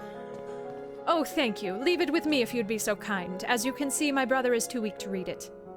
Well, Matthew, let's see who's written to you. Oh, it's a letter from our mother. Dear Matthew, I hope you are recovering. I wish that. Your beloved sister and you come back home soon. That is... Do you remember the good times when we all lived together? Mother needs more care now than ever. She worries a lot. Miss Vinge is making up the letter's contents. You know how lone Mother feels since you left.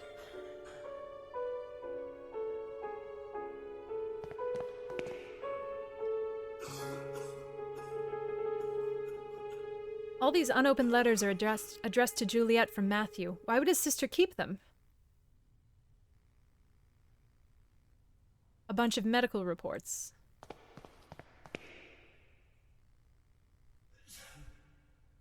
Photographs of people, most likely family and friends of this bed's previous resident.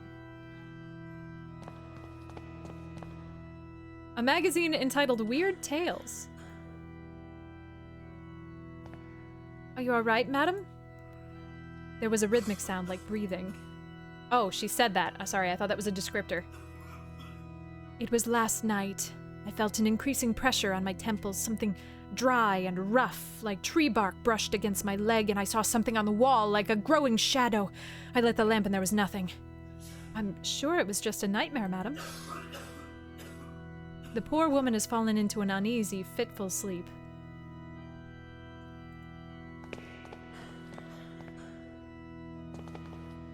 He is a quite pale young boy. He's asleep.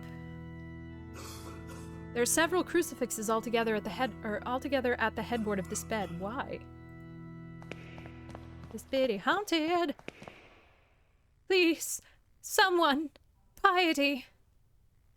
I'm sorry, you cannot be here. Is there some way I can help? Don't worry about it, sir. The Lord looks after each and every one of our patients. He will provide you with all the help you need. If you wish, you can pray there, next to the statue of Our Lady. Don't you think she is beautiful? The Virgin listens to those in need.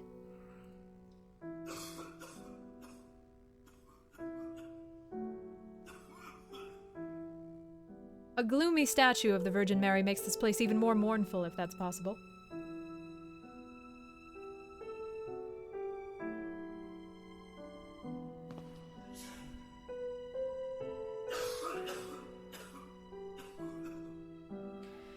A picture of the Virgin Mary gazing at you, supposedly to portray a sympathy and compassion for you. However, she seems to look more pained and sorrowful here.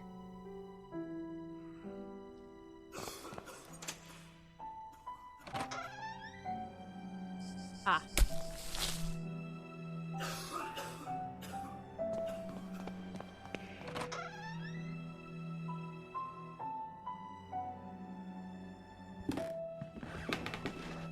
I remember that we used to keep here some textbooks. Now there's a music box. A music box. Probably it belonged to one of the students.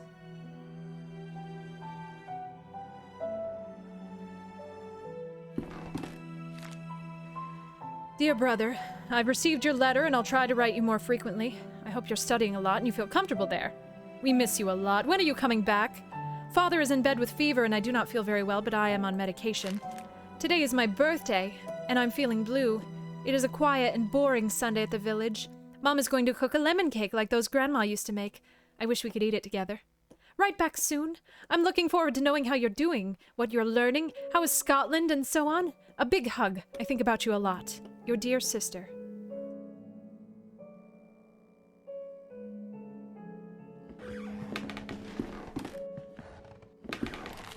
January 15th, 1876. Father Ernest seemed unusually troubled today. Several times he paused abruptly in the middle of a lecture for no reason, even during his favorite class, theology. January 18th. Today, Father Ernest was very irritable. Collins made a comment and was expelled from class for it, and even DeWitt was admonished just for reading a philosophy book. I hope Father Ernest doesn't turn his ire toward me. My father will be disappointed if I fail to get good marks. January 21st. It was very disconcerting to see Father Ernest entering class so pale and sweaty. In the middle of his lecture, he stumbled, dazed, and had to sit. January 22nd. Father Eugene taught our theology class today, even though he doesn't know the subject matter as well as Father Ernest. When we asked him what happened to Father Ernest, Father Eugene told us that he had taken ill. What worries me is that now Father Eugene is also starting to look unwell. February 20th. It's been a month since we last saw Father Ernest. We were told that he's still sick, but if he is so ill, then why? Why did we get an achievement for that? I guess you can't see it because it's outside of the thingy. We're told that he's still sick, but if he's so ill, then why hasn't a physician come to treat him? My studies are flagging, but I've taken it upon myself to read on my own. I hope this helps, as I must succeed in spite of the problems happening around us. February 23rd.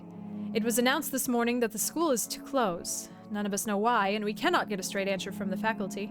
They each dodge the question, and I'm starting to think they may not know the answer themselves.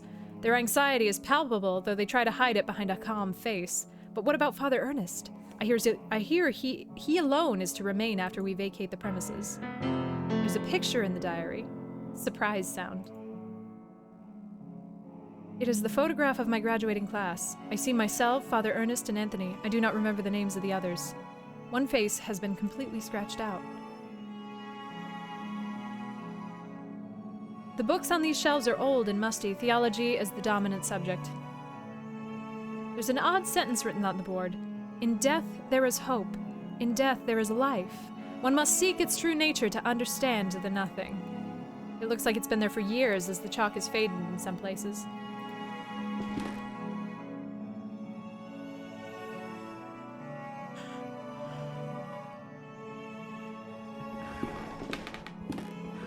Yeah, spookily indeed.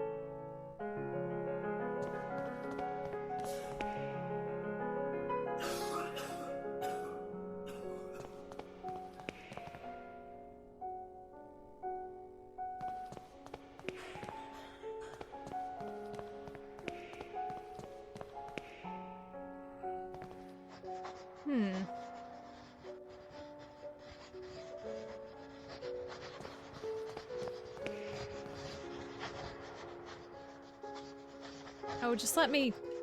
Goddamn. No.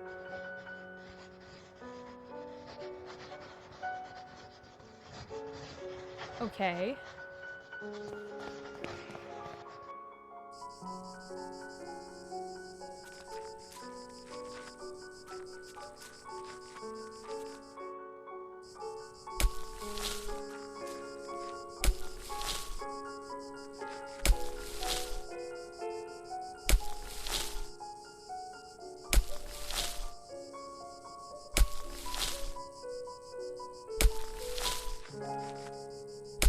Oh, I didn't go far enough over here. That's part of my problem.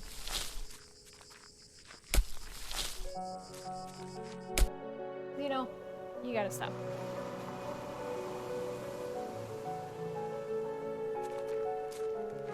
A piece of old fishing net.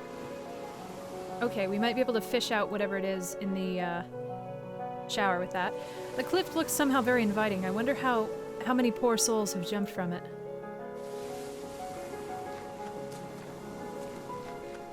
Many years adrift have perfectly smoothed this flotsam into a small log.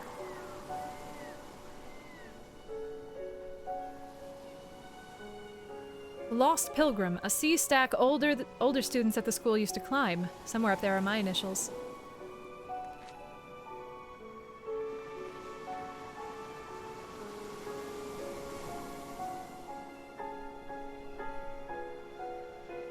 Stop!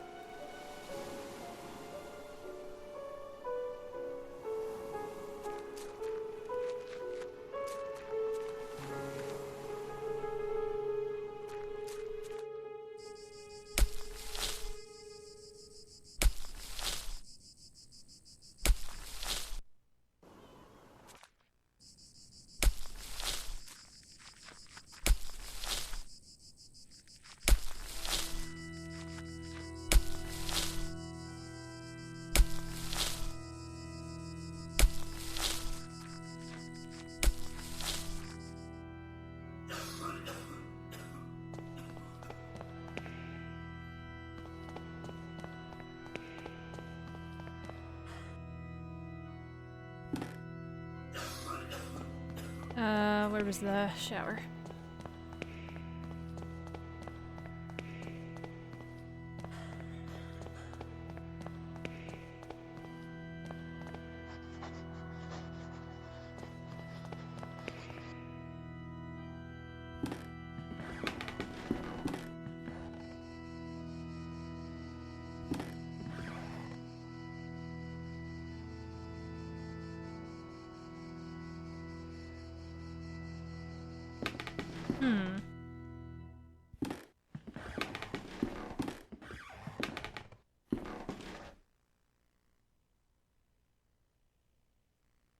Ah, the wooden stick is not sharp enough to cut the tapestry.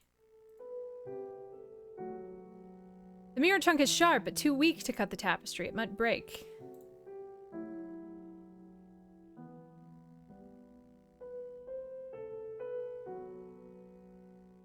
Yup, 1 pixel at a time. No, Xeno. No.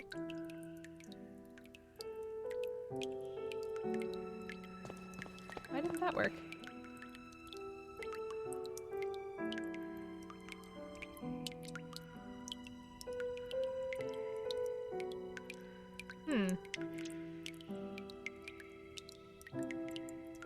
Well, shoot.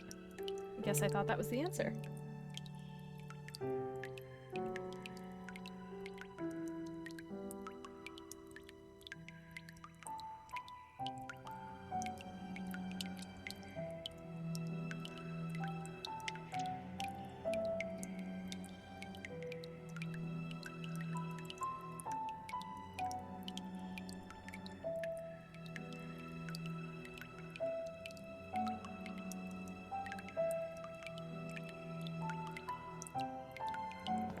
Oh. If I open the tap, the shiny object could be carried away by the stream of water. Really? Okay.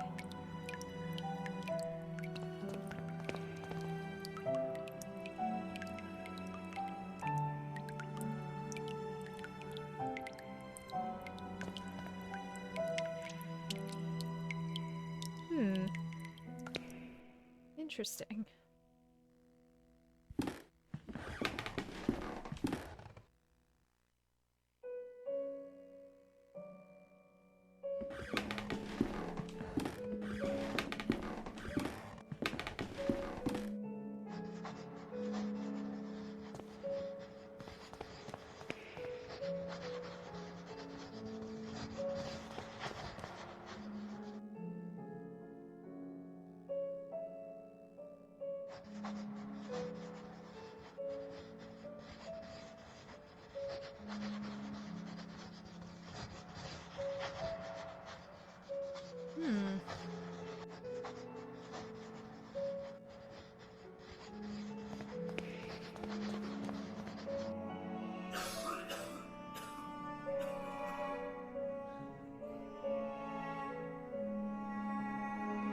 Get down.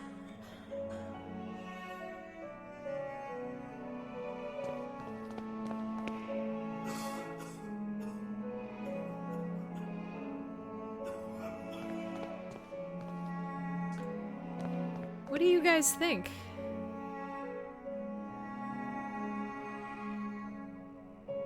What should we try?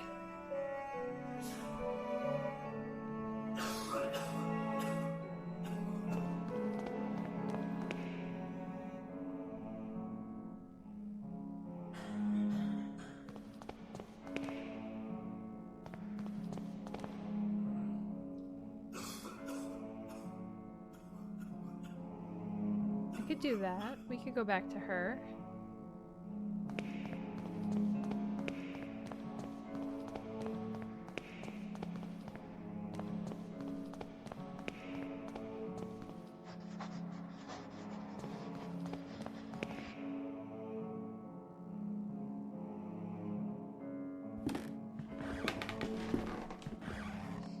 I tried the letters on the guy. The mirror on the letters doesn't seem to work.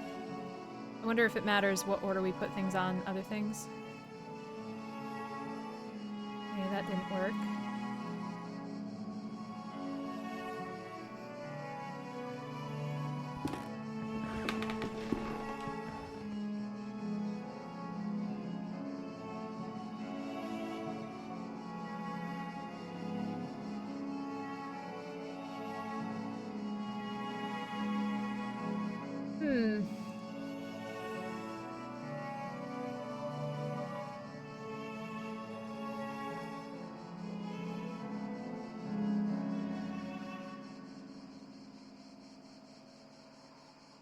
Through the big open window, dusk cold freezes the room.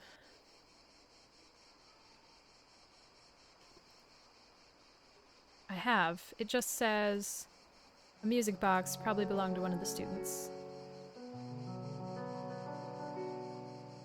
Maybe... Did I try giving the music box to the gardener?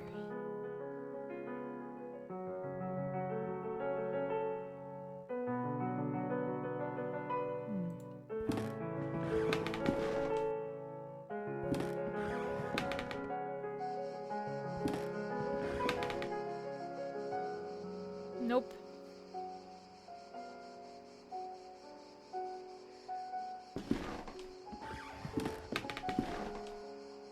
I did. He didn't take it? Okay.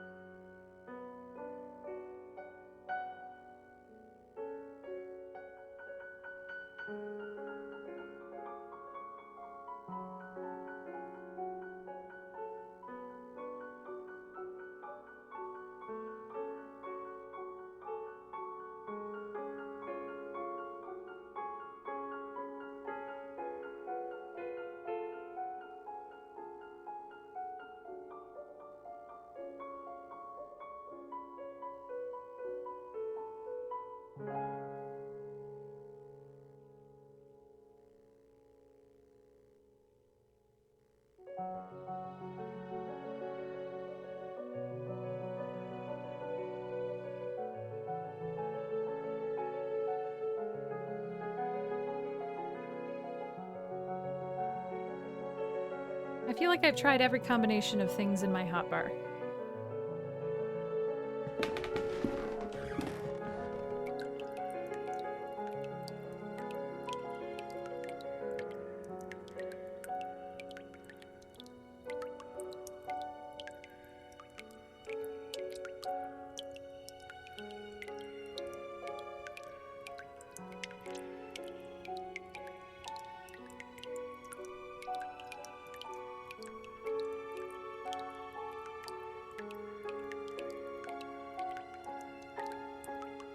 Yeah, I thought that was the solution.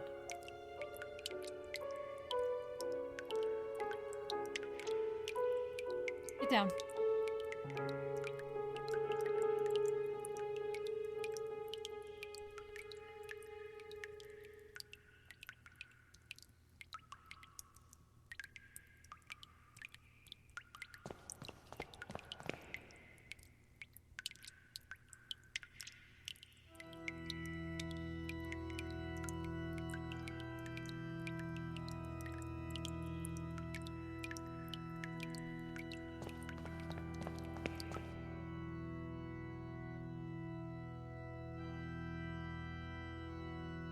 Yeah, I feel like I'm missing something.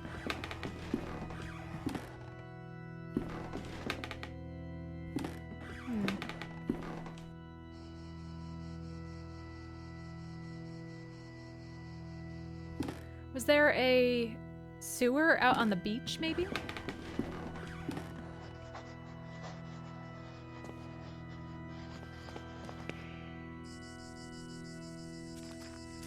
We were just up here, asking these same questions.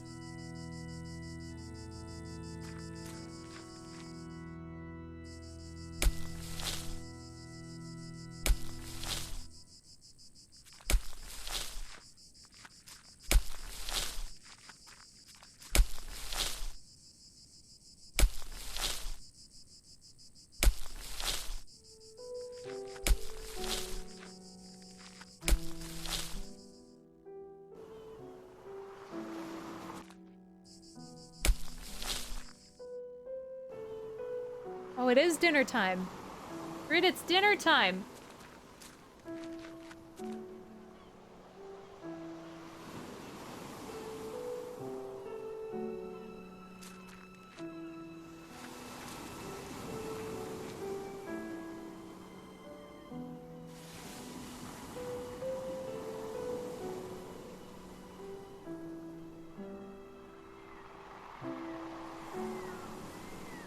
Oh, wait. Oh, I thought it, like, sparkled or something.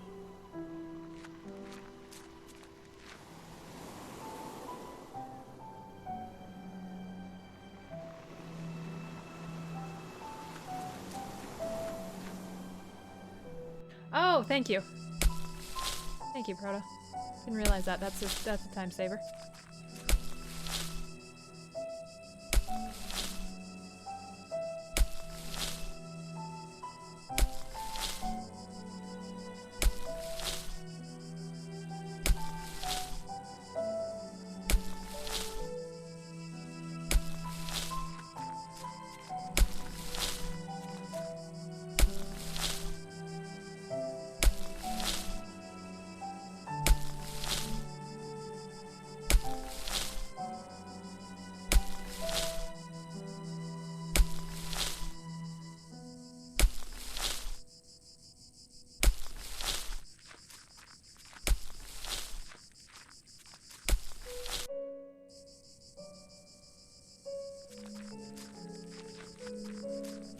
You guys are vicious.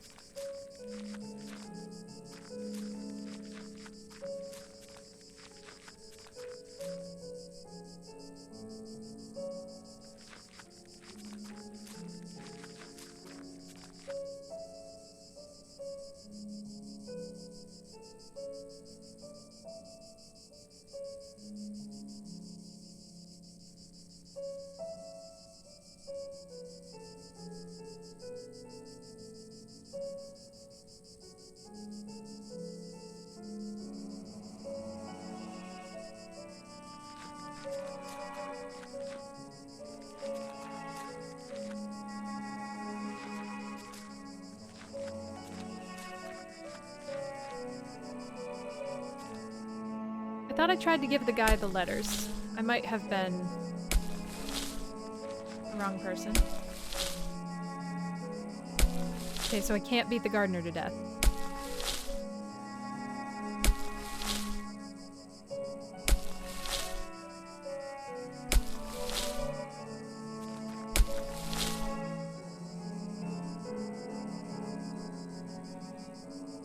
Oh, I cannot rightly say. After all these years, I've never seen the man. Who knows? Maybe he doesn't exist.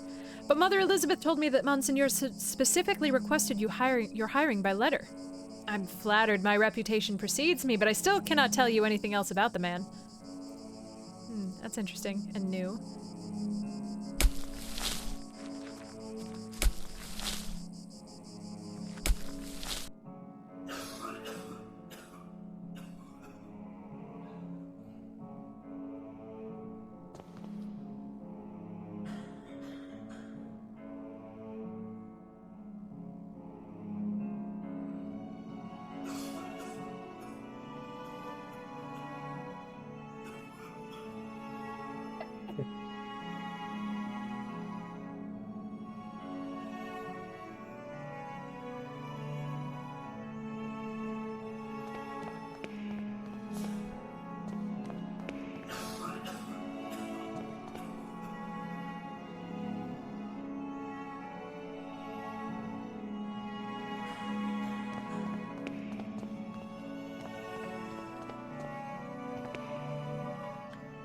Oh, there we go. My letters! I guess I didn't try the letters on him.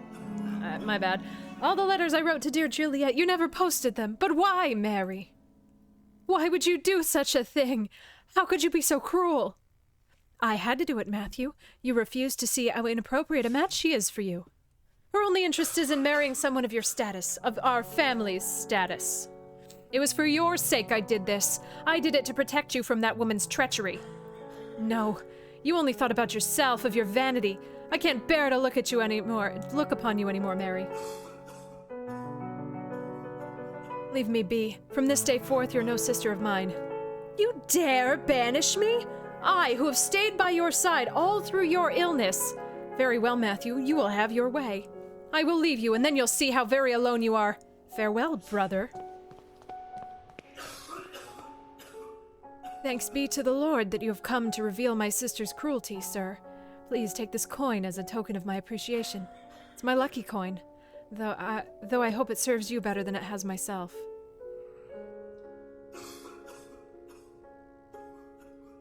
I hope it brings me better luck than to Mr. Vinge. It seems that there's still hope to bring my fiancé back.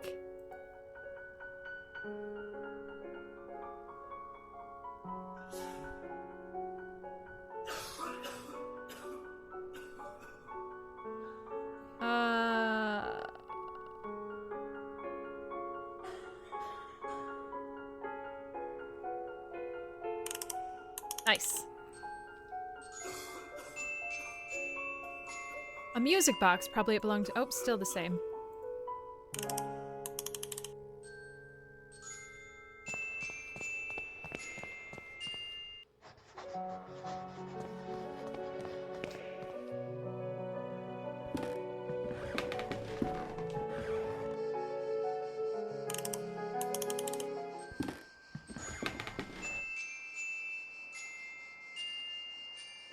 Oh, what a beautiful melody.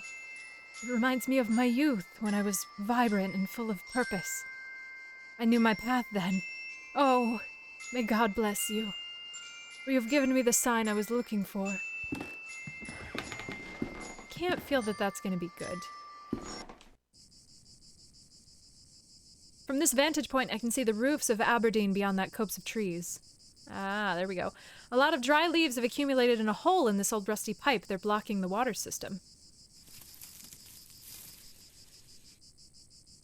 The hole has very sharp and rusty edges. If I try to put my hand in, I could cut myself.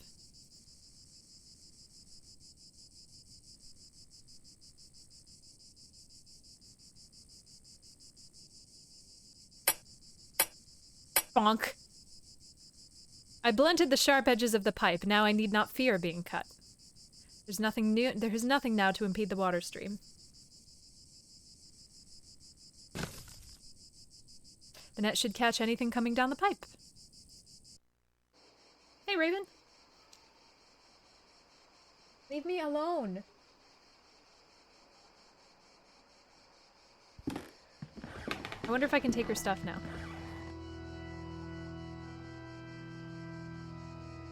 Doesn't seem like it.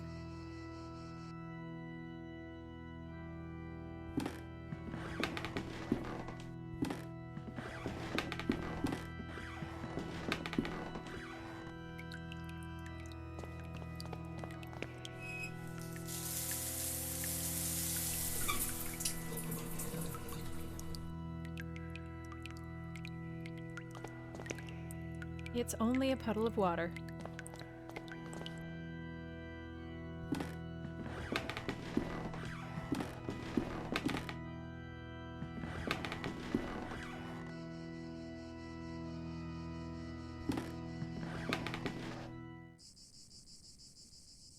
The net has caught the shining object. Teardrop? What? It's a glass tear, probably once belonging to a piece of jewelry.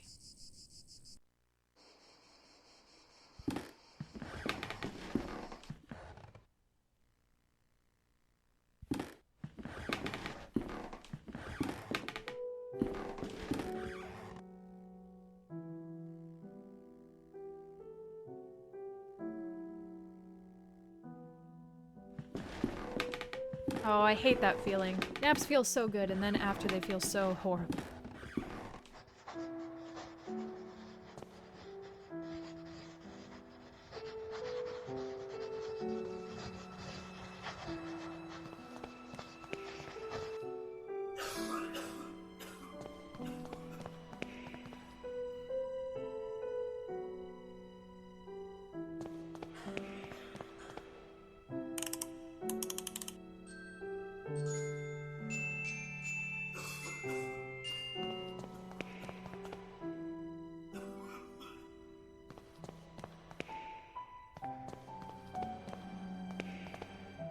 Place the glass tear in a hollow of the Virgin's cheek. It seems that it fits perfectly. In the eyes of a fervent devotee, it could look like a real tear, if only I could make it shine.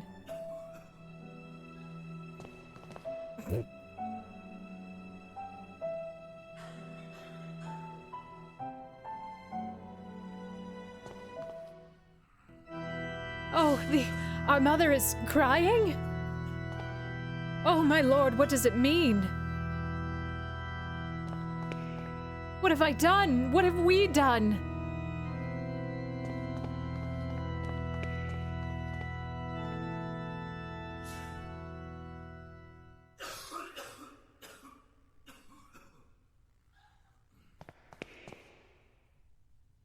You must help me. What can I do? What's wrong with you? There's little time. I tell them about my pain. I describe the unbearable and endless pain, yet they do not listen. They pass me by without even looking at me. They say that they're praying for me, but it does not cure my ailment. But sir, Oh, I know, but I beseech you, you'll be saving me from horrible torture. I'll be eternally indebted to you. I'll kill you. I understand. Your request is terribly hard for me. I guess I could find the courage to help you. I understand the magnitude of what I'm asking. God bless you, sir. I do not know how I can show my gratitude. What you need to do is this. Without the nuns noticing, try to get an amount of morphine enough so that I can be embraced by the deepest of dreams, and in that way stop the rhythm of my heart. Up to get the morphine. What?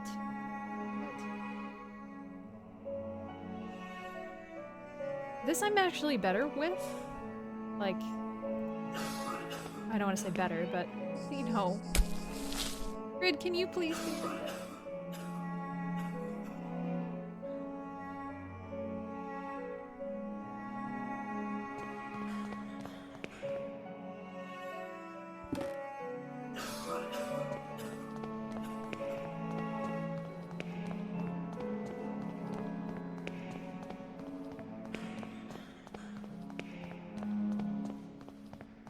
I mean, I wonder what would have happened if we said no. It doesn't seem like we really have a choice.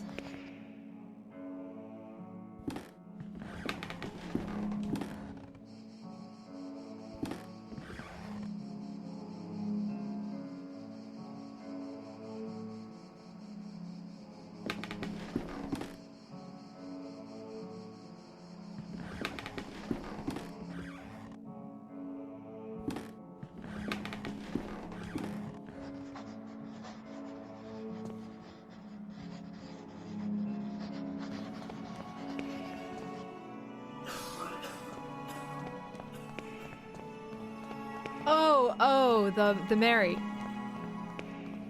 Yeah. Ooh, oh god. There's a note on the bed. Baldwin lies. Baldwin lies. Okay.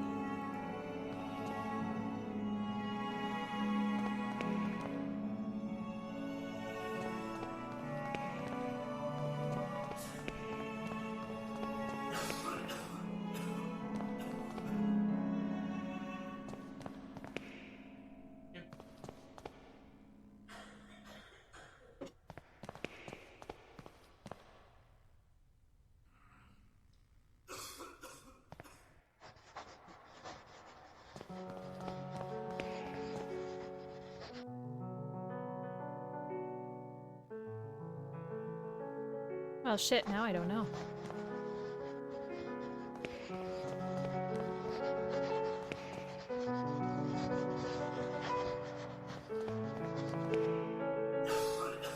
I guess we didn't go back in the schoolroom, which is kind of, I think, what they were pointing us towards.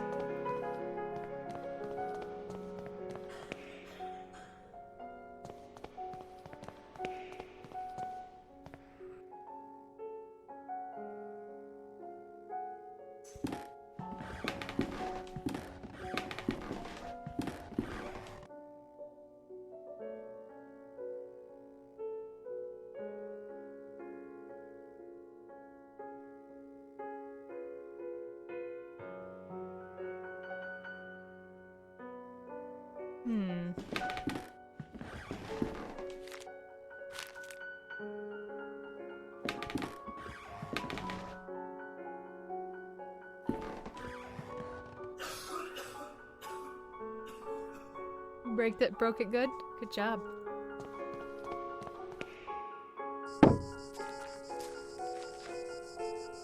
Noises coming from inside the coffin. Good.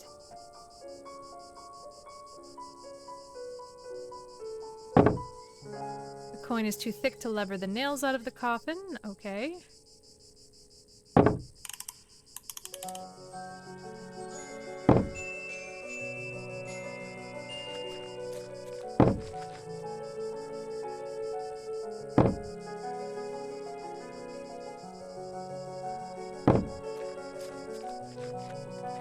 I'm just gonna leave. It's probably fine, right? I'm sure it's fine.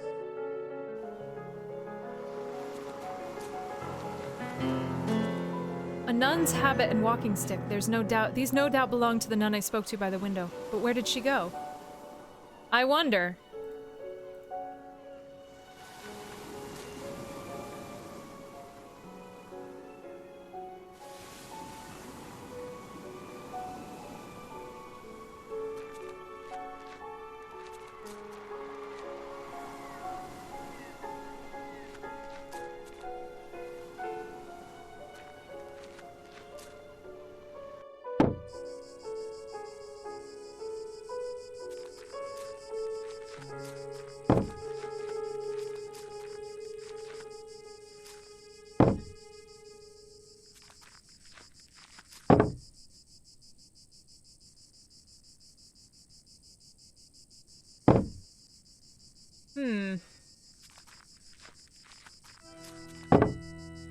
Make a morphine habit. Ah, but Mom...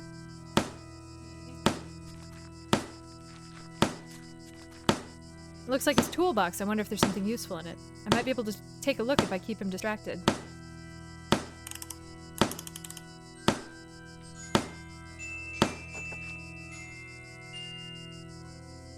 Tell me about this place. Well, the construction of this building was ordered by an Episcopal Bishop of Aberdeen in 1805. Tell me about Aberdeen. It was the place where I was born and raised, one of the biggest cities in Scotland. If you look there, oh, yeah, right. Thanks.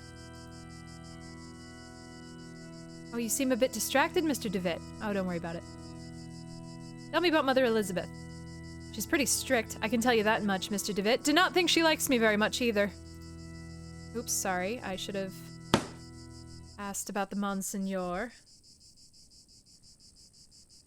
I cannot rightly say. After all these years, I've never seen the man. Who knows? Maybe he doesn't exist. But Mother Elizabeth told me that Monsignor specifically requested her to hire you by letter. I'm flattered. Oh yeah, we did this.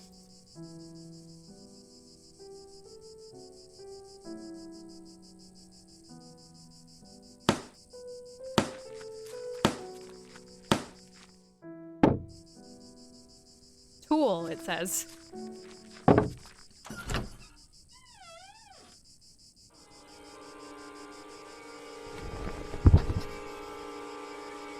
The darkness of his eye. His body is petrified. He has a look of sheer terror in his eyes. Oh my god! But what has happened? Talk to me! Mother Elizabeth is trying to make him come to his senses. Now's a good time to sneak in the other door.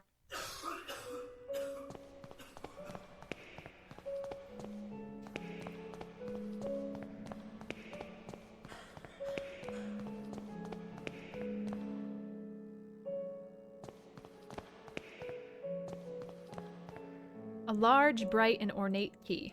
Yoink. These are papers on which Mother Elizabeth was working.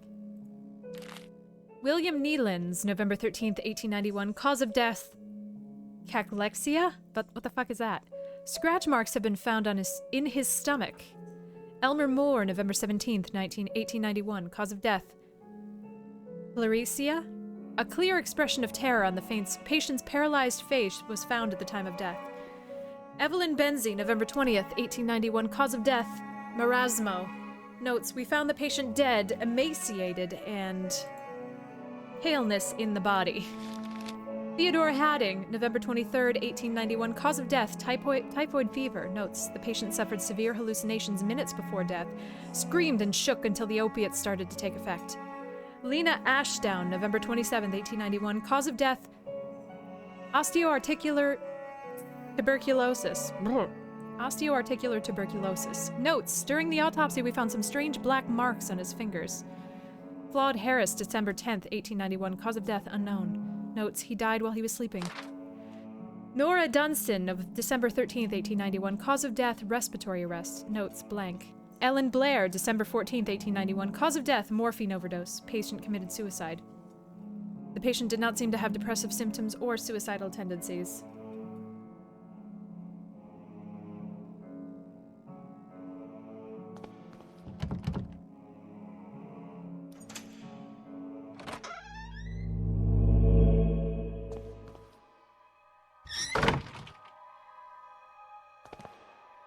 look into his eyes.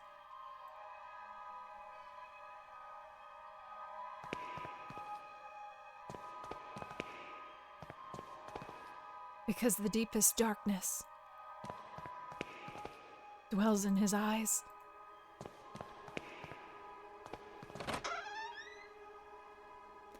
Come in, my son.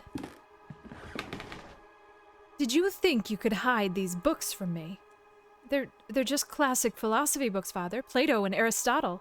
Silence! Instruments of falsehood, you mean. Fallacies coming from the snake. Now, son, get on your knees and raise your arms. Apologize to the Lord. Pray to the Lord.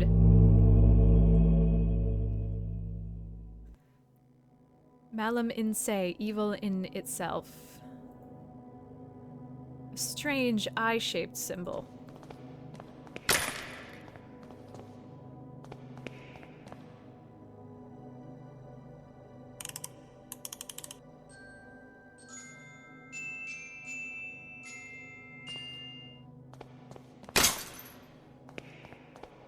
Eye of the bird. What does this mean?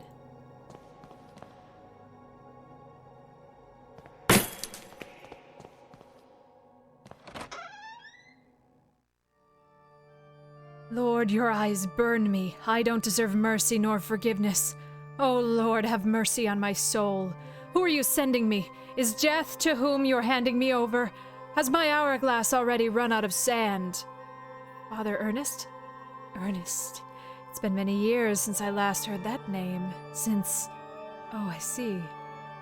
Father, I'm here to be able to remember. You have to help me, I beg you. Pleas, entreaties, petitions, praying, torment, exemption. Past times bring us just misfortune and pain. Father Ernest, I was one of your students. One of my old students, you say. It's only the Lord who teaches us. We must all follow his ordinances and disciplines. Get closer, son. Come pray next to me. This seems like a bad idea. He has a large burn covering his eyes. He's completely blind. Despite his decrepitude, extreme thinness, and paleness, I can still recognize Father Ernest, but he seems far away, like in another world. A creepy image of Christ crucified. Inexplicably, it has a dark cloth covering its head. This makeshift altar is coated in a dense layer of wax. The candles, having almost burnt out, only barely illuminate the room. Glory be to the Father, and the Son, and the Holy Spirit, as it was in the beginning, is now, and ever shall be. Now, my son, tell the Lord with which one is his voice, the sharp sword, the wise quill, or the delicate petal. This seems like a trick question.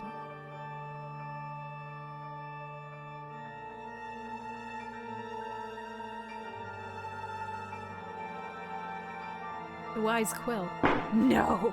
You're enveloped by sin. And now, my son, tell the Lord which one is his holy path, the wise virtue, the endless blame, or the blessed penance.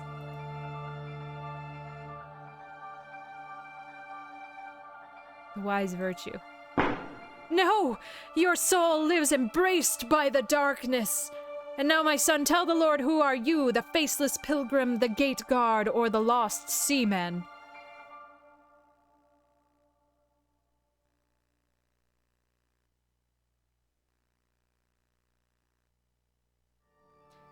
Oh, crap, I got the right answer once? Yes, that's it, my son. We live lost in an endless ocean of sin and blame. Now leave me alone, I have to purify my soul. I wonder if there are different things that could have happened. An old razor blade stained with blood. Can I have it? Oh, I took it. I know you're there. You didn't hear me? Get out of my room. Despite being blind, he preserves good hearing. I must be more careful when moving.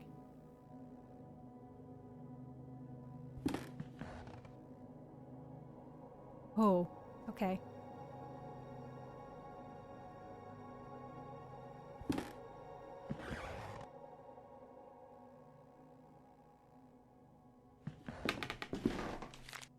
Dear God in heaven, I feel for you. Your light is in my eyes. I will burn them for you. Dear God in heaven, I feel myself in you. Your eyes are in my soul. I will burn it for you. Dear God in heaven, I fear myself in you. Oh. Like that should be an alert sound. I will burn them for you. Dear God in heaven, I hate myself in you. My blame is in your heart. I will burn myself for you.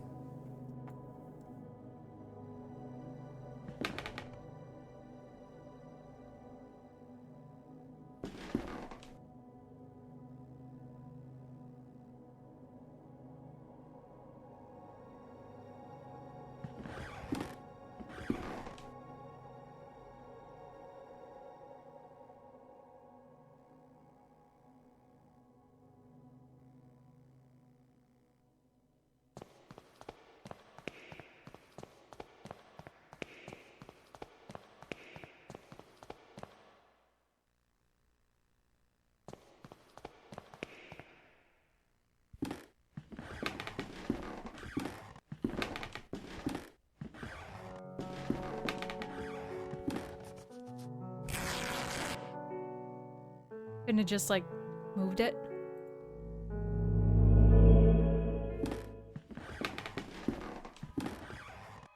And finally, our expert in philosophy, Jeremiah DeWitt, shows up. Where were you, my friend? We've been looking for you. Well, as I was saying, tonight is the perfect moment for our next meeting, but I suspect that someone outside our group is secretly surveilling us. Who is it, Anthony? My dear friends, it is Professor Glynn. Do you mean Father Ernest? Certainly, no doubt about it. Therefore, dear colleagues, I've decided to change the venue for tonight's meeting. Have you noticed the lounge behind the small door of the classroom? I have believed convenient to borrow the key. What? To borrow the key for our necessities. You already know at 12 o'clock you will find that door opened and I'll be inside the lounge. That's it, my dearest colleagues.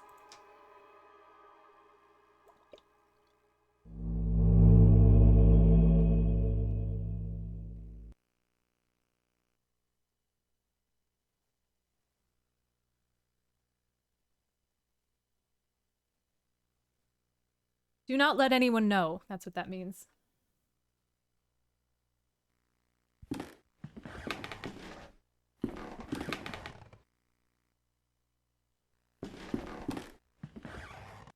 I remember that in this furniture we used to keep some of our personal belongings. Now it's empty. The walls are in complete disarray. I could probably punch through if I tried. Do it. You won't do it. And remember that this is the bed where I used to sleep when I was a student here. Oh, yeah, no, yeah, okay, no, that's, yeah. Uh-huh.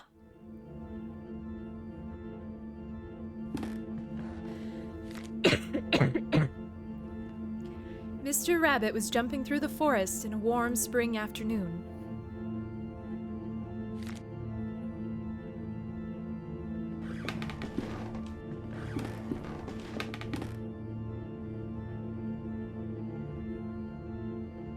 Alright, I thought I saw another hand thing in the darkness, but I guess I didn't.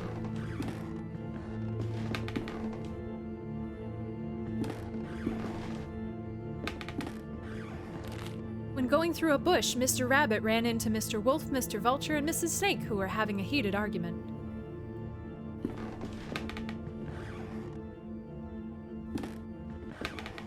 Mr. Rabbit, curious, asked them, "Dearest, why are you arguing in this beautiful and cheerful spring afternoon?" Are we Rudyard Kipling now? Oh, best beloved. Mr. Wolf answered politely, "What we are trying to decide here is who of us will have the pleasure to eat you up."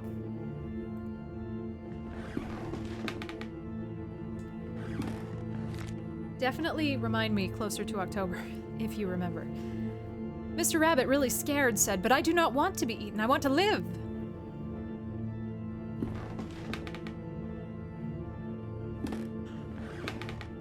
To which Mrs. Snake answered, smiling, "That is impossible to happen, Mr. Rabbit, since we all, by you and us, are going to die sooner or later. Don't you think so?"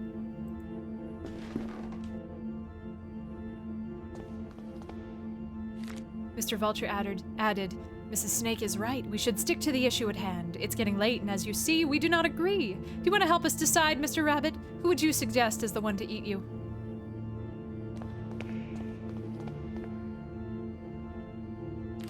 After thinking about it for a while, Mr. Rabbit came up with an idea and carefully said, "I got it. Why not to organize a race? The first who arrives to the forest clearing will have the privilege to eat me. No doubt Mr. Wolf can run at high speed, but Mr. Vulture can go flying and avoid any obstacle, and I'm sure that Mrs. Snake knows all the shortcuts within the forest. What do you think?"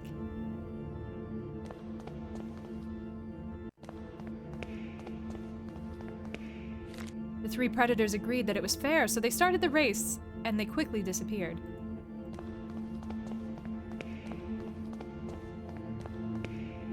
Mr. Rabbit, happy to trick them, started running at high speed in the opposite direction of the predators, who, eager to prove their worth, didn't realize the trick.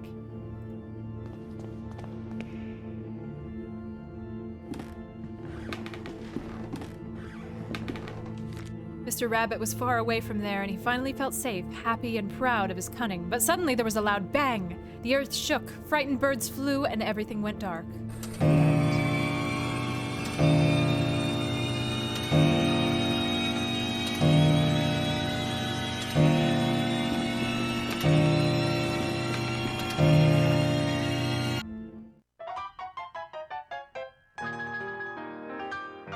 An impossible love.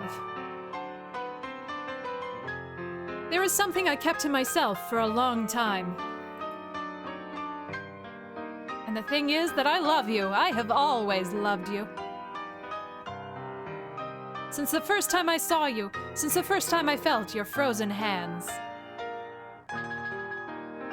Each time I move away from you, I miss your glassy, empty, dead eyes. I miss your rough hair, your grayish skin, your stench. But our love just cannot be. It is an impossible love.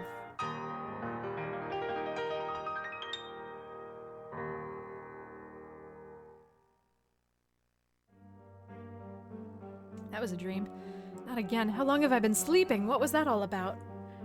In the nightmare I found a place in my memories. A dusty mirror.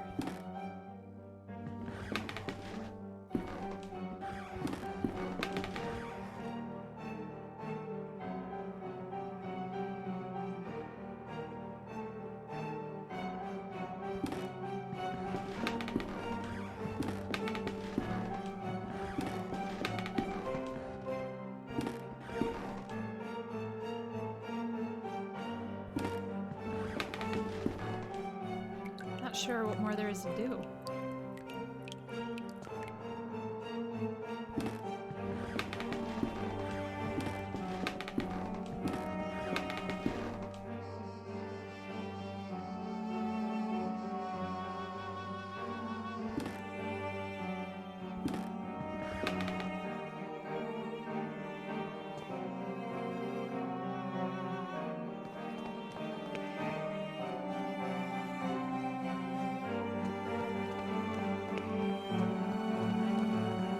Yeah, I keep reading it in my head as DeWitt with a W.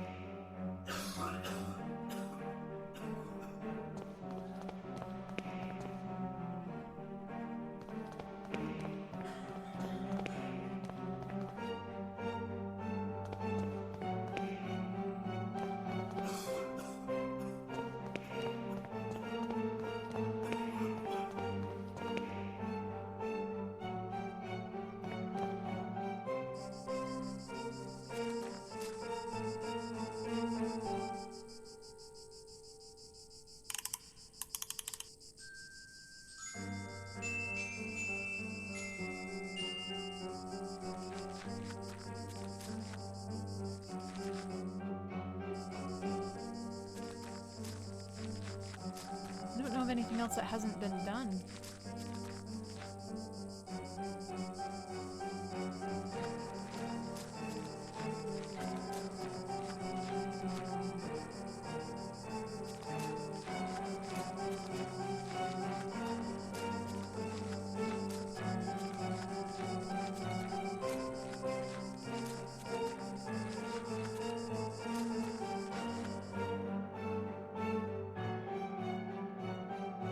I don't know where the groundskeeper is.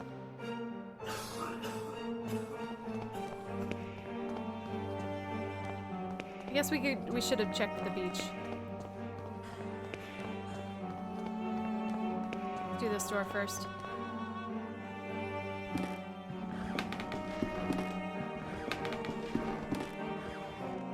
Oh, in my disturbing nightmare I was brought to this spot.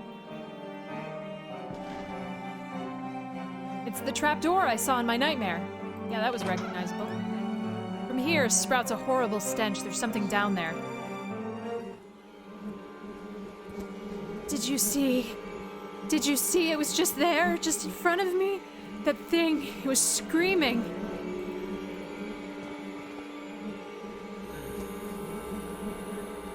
Cool story, bro.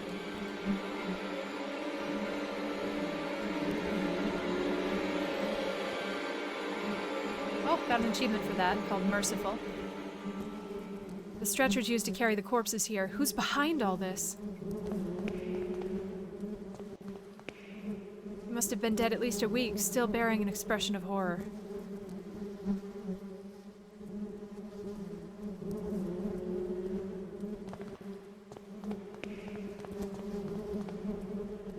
The decayed corpse of a young woman. It seems as if she's been devoured by an animal.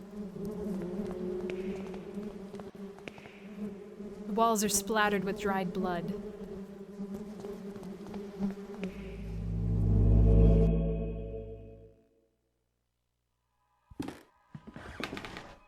Punctual as always, David. Now all that remains is to introduce our guest. You may come in now, Professor. Father Ernest? Do not worry, my friend. I invited him to join us this evening. The professor genuinely shares our curiosity, and who better to complete our group than one of the most renowned theologists? Moreover, we mustn't ban those who are willing to explore beyond the veil. The moment we've long awaited has now arrived. Please, all of you, take a seat and we shall begin the procedure. Soon shall the door be opened, and then may we finally see what lies beyond. Now I ask that you close your eyes. You'll feel a momentary prick as I inject you with the serum.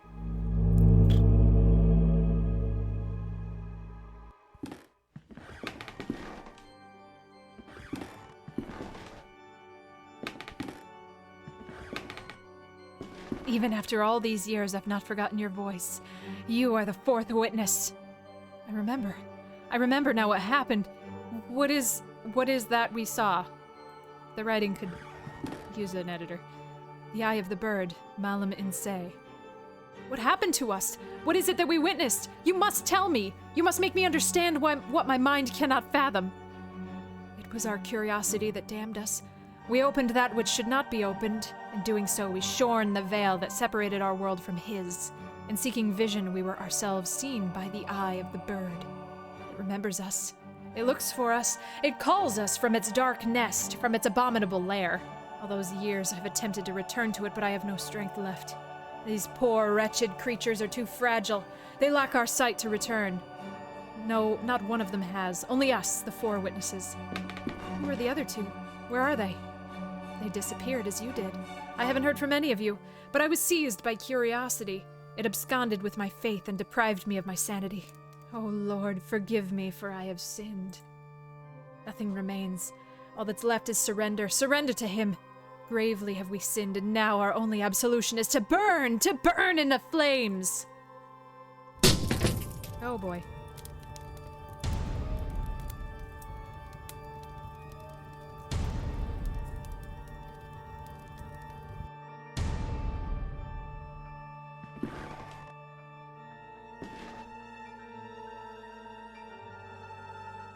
Oh. Oh God.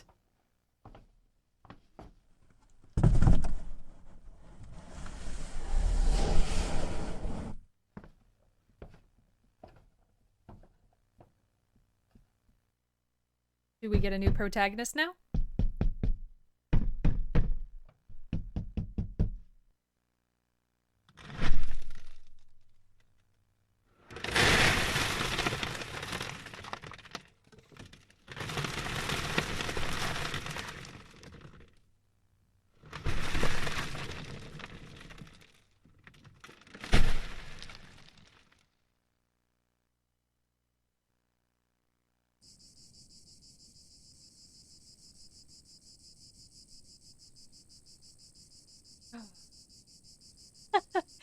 I wanted a big pile of M&Ms.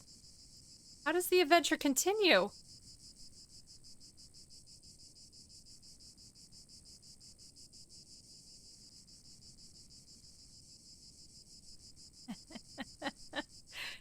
Okay. All right. Well, we still have time tonight. Although we do have 2 more, it might make sense. I want to continue, but I'm gonna walk away, take a break for 1 quick second. I'll be right back.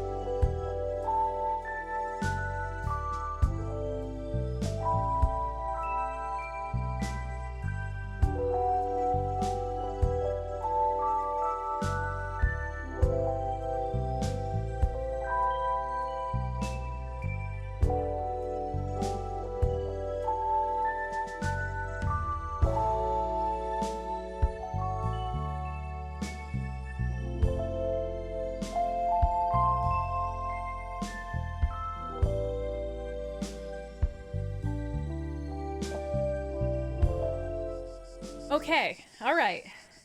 Well, y'all are still here, so I'm gonna assume you're okay with another one. Let's do one more at least.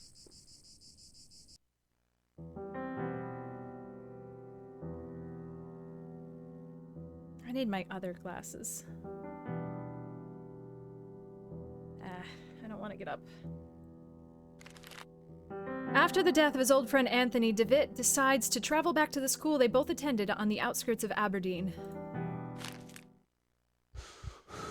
All is darkness. Oh, no, we're in a coffin. Good.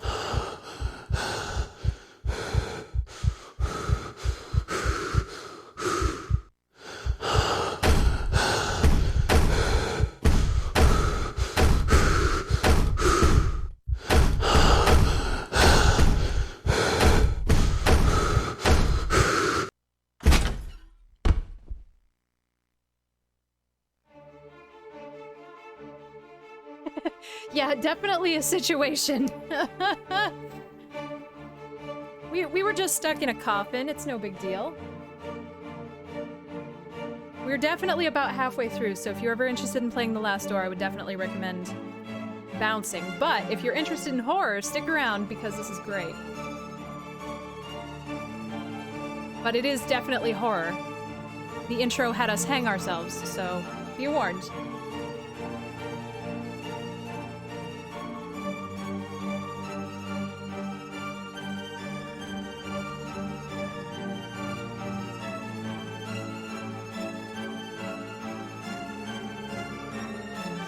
I guess now's a good time for a candy. No, it's over already. Shit.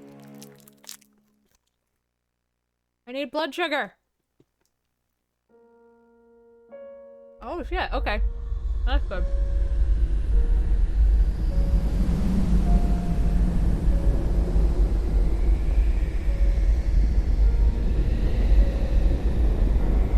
I wish it was M&Ms. I do love M&Ms.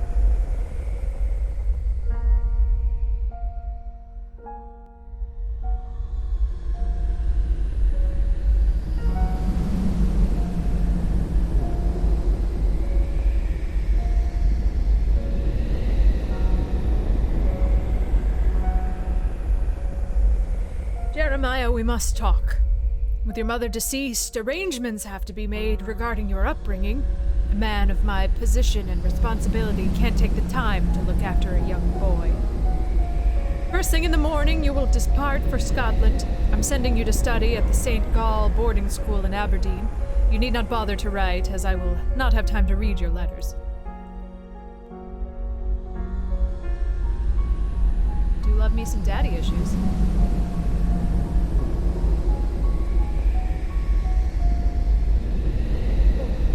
I can't eat ice cream sandwiches. They hurt my teeth.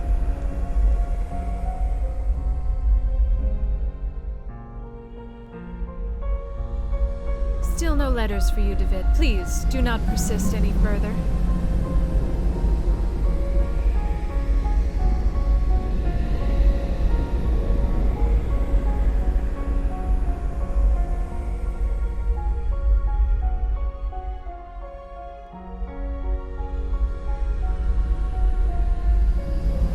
Pleased to meet you, my new classmates. And who is that? Oh, him? That's just David. Pay him no mind. He's a little odd. Interesting. Hello, I'm Anthony. Anthony Beechworth. This is my first term here. I've only just arrived. I hope we can be friends. This is how teenage boys talk.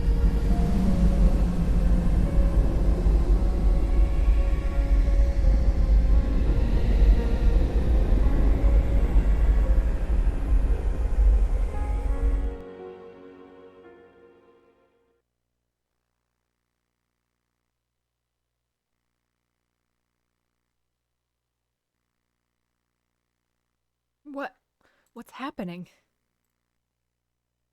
The four witnesses. A ticket to a play called The Four Witnesses.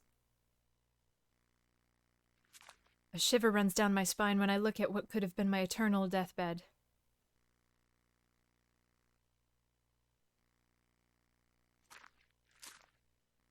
My head is pounding. I feel so weak and thirsty. If I don't drink water soon, I'll faint. Dear Lord, where am I?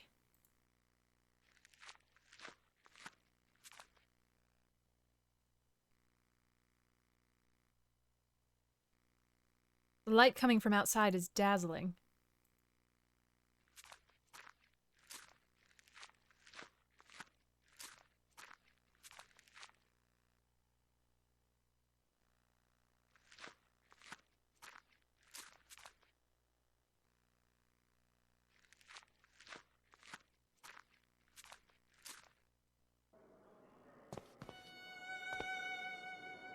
I'm in a city. Is it Aberdeen? How could I have escaped? Can't see anything beyond this wall but the dark facades of buildings on the far side.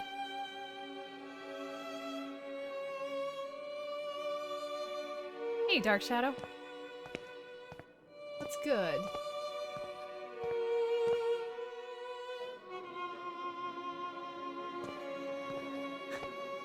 Young man, could you please tell me where I am? Nope.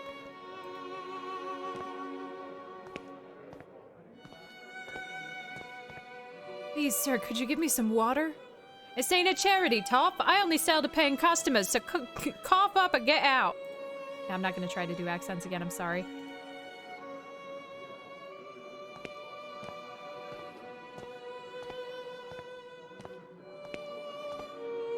There's a cart blocking the alley. I won't be able to pass until it's been moved. An indigent in ragged clothing sits leaning against the brickwork.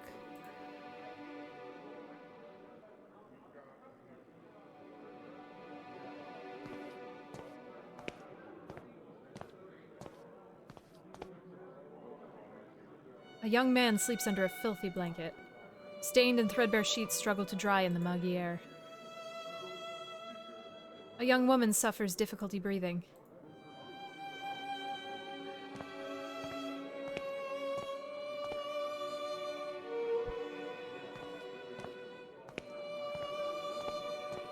Please, I need water. Get out of here, drunk.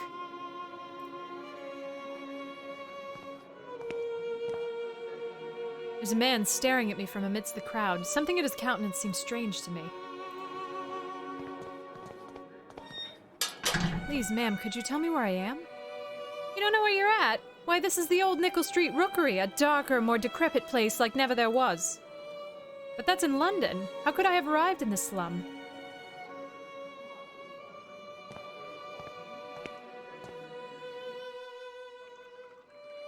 Drink it. From the pipe flows grimy water full of soot.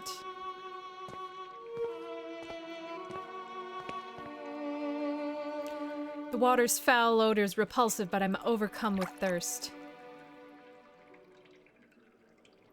I don't intend to drink it again. It had an awful taste. I was hoping we could now move faster, but I'm incorrect.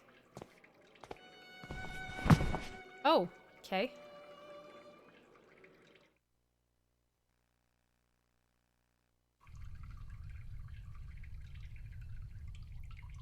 I must have fainted. It's dangerous to be an old nickel at night. I should make my way out as quickly as possible. The stench from the sewer drain is nauseating.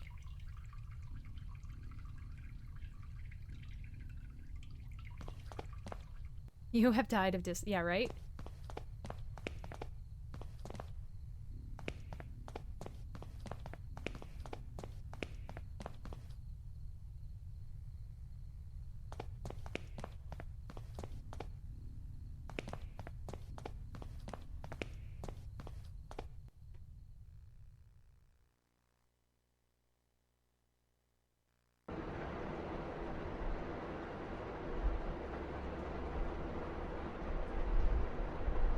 Herr Dr. Wakefield is here to see you, mein Herr. Showman hurts. Is it about your patient? It is about your patient, is it not? There's no trace of him. He hasn't shown up for his last few sessions. I've been to his house, of course. His landlady assured me he went on a trip weeks ago and hasn't come back. He kept the destination to himself. And it's happening as I feared. What do you mean? I'm sorry, my dear friend. I first thought of this when you described your sessions with Herr de Witt, but I didn't want to upset you without need, as I hoped for the best. Now I'm afraid my suspicions could be true. I did say no more accents. But when it's written like that, it just hurts me, either way. There's some things that I will have to verify first, though. I promise that I'll contact you as soon as I've learned anything important. Please, Herr Doctor, it is of the utmost importance no one else know of this matter. You have my total discretion.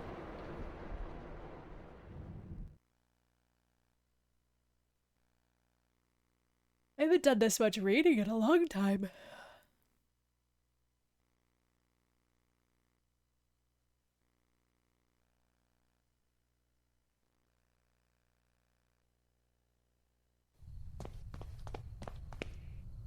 I feel like I've been walking these streets for hours. Surely I must be close to finding my way out of this labyrinth.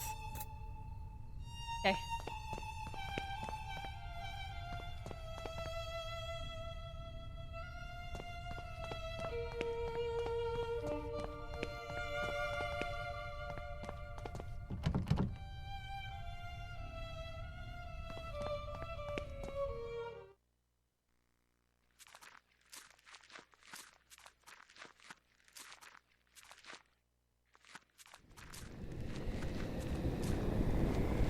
We got out. Oh, just kidding. I got lost in the fog. If I'm to make my way through, I'll need to orient myself somehow. The glass is fogged over, but for a handprint left on the surface.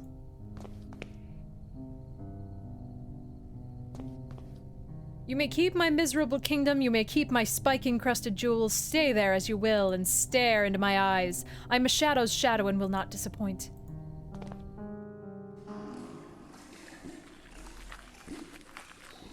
The letters seem to have been inscribed with an oily grime. It reads rats. I'm not sure if that's a warning or an exclamation. There's not enough light for me to see. Lord only knows what I might stumble into. The sewer is flooded here with an ankle-deep pool of water. Patches of oil swirl on its surface.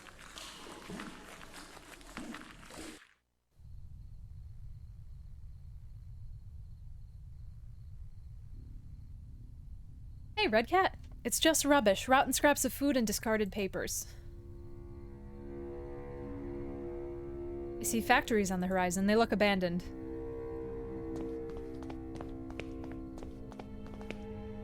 The gate is latched shut. I can't open it from this side.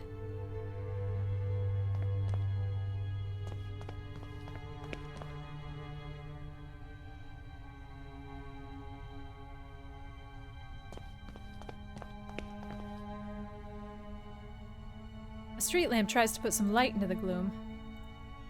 A boarded up window of a rundown house. Dust smears the glass, preventing me from seeing the interior.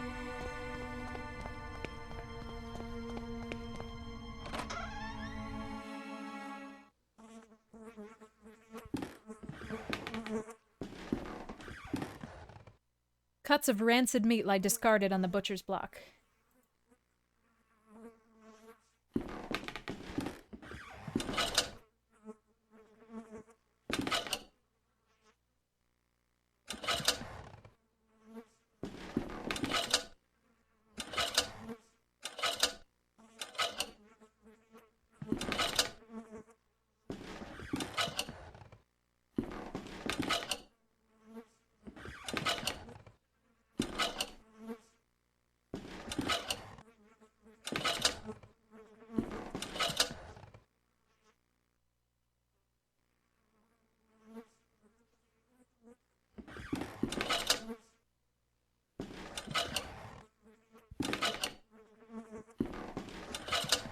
Fuck. I'm not good at these.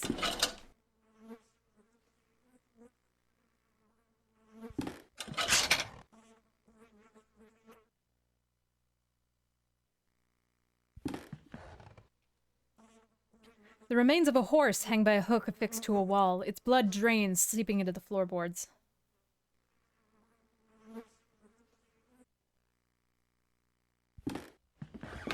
Rusted out drums, empty. This machine is old and in disrepair. It appears to be some sort of filtering machine. Despite its condition, it seems to have been used just recently. A bottle of gin. It's empty, but it may be of some use.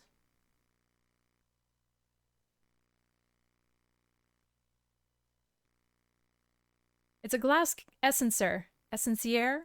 Liquids are poured into the top and then impurities are removed through a valve at the bottom.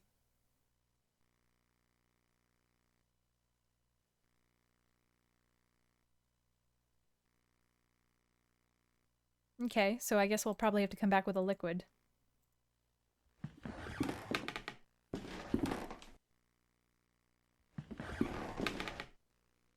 I wonder if we have to come back with some of that oily sewer water.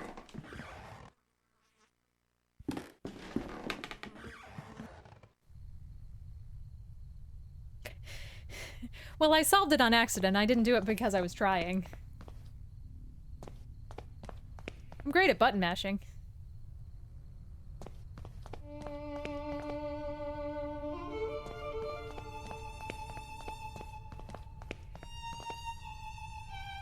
There's a Discworld point and click? How did I not know that? Grid told me. I'm sorry, Grid. You downloaded it for me? I'm the worst. Okay, so we have all the Discworld games. Sorry, Grid. He's crying because I don't listen to him now.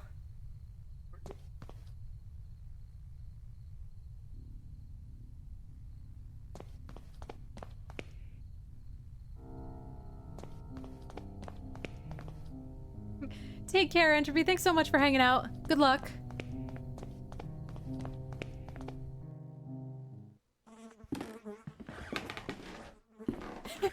Hey, Crunk. Yeah, soon, she says. I had forgotten. Grid apparently told me and I have forgotten, so we'll play some Discworld at some point. I pour the contents of the bottle into the essenciere. The oil floats to the surface. Oh my god, Craigit! Craigit, stop it! Craigit, thank you so much for another gift sub to Raven. I really appreciate it. Raven, you're stuck here now. The oil floats on the surface. When I open the valve, I will drain the water until the water has been removed. That was a noise.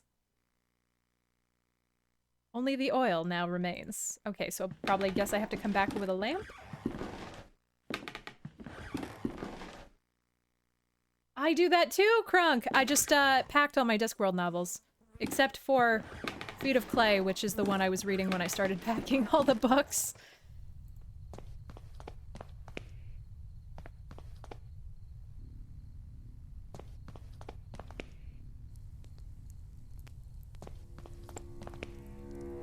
Do you hear them? It's the crows, searching for the moans of the weak and dying.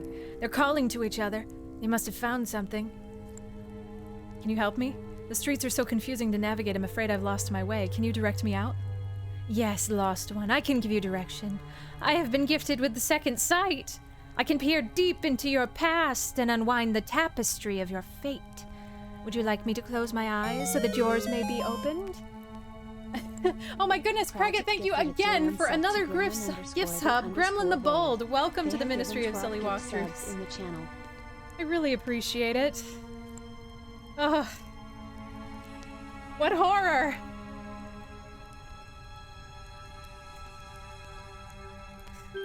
Shut up, Grid. Thank you so much, Gremlin the Bold, for the follow. I really appreciate it. I haven't a penny to pay you. Money is of no matter here. Come close to me now. Oh no. The mask. Empty eyes stare at you and a voiceless mouth calls you. Its lips twist and snarl with what it has seen, what is still to be seen. You think it is a stranger's face, but it is your own. The dying star. You lost your... Damn it, Craig. Thank you so much for a gift sub to Entropy. Entropy, you're stuck here also. They have given 13 gift subs in the I really appreciate it.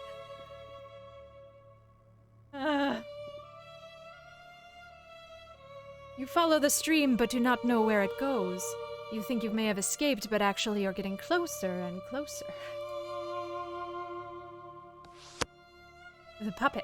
Threads hanging from an immense hand of dust converge upon a single point, your mind, where memories, oblivions, and shadows cluster as one. It is your friend and your foe, your home and your prison.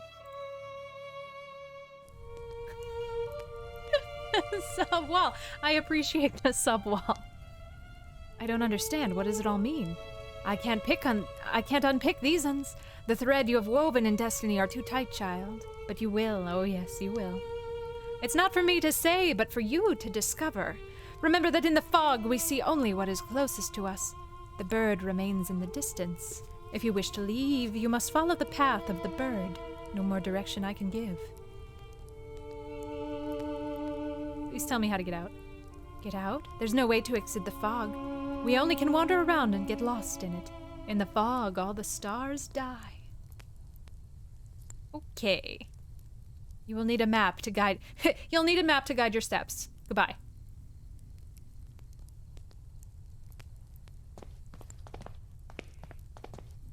A rusty old oil lamp sits empty in the corner. No, it doesn't belong to anybody. You're welcome to take it if you like.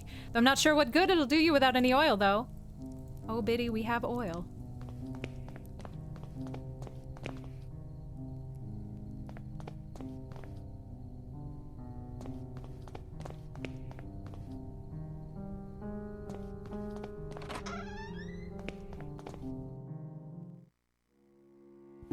Can't go in here without... Yup.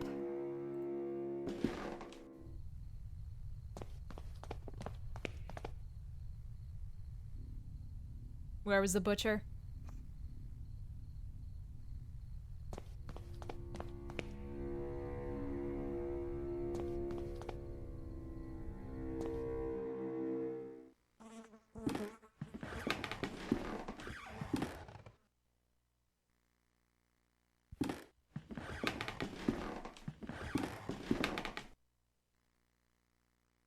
How am I gonna light this?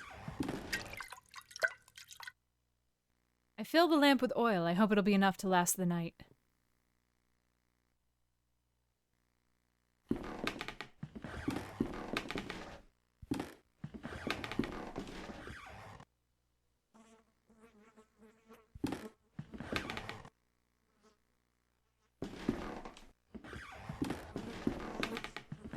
Grid can probably help, yes. There were questions about Discworld and the acquisition thereof. Believe you can find them on abandonware. Grid says he believes you can find them on abandonware sites, but further questions can be discussed in Discord. Aye.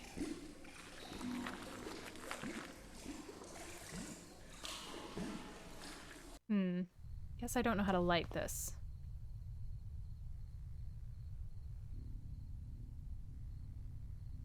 Can I get up to the street lamp?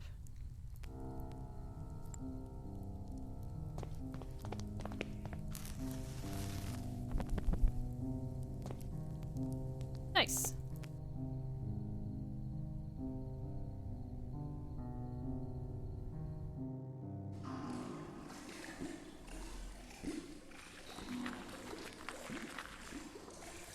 Lamp. Oh, okay, there we go. I hear a woman's voice in the distance. It sounds as if she's singing a lullaby?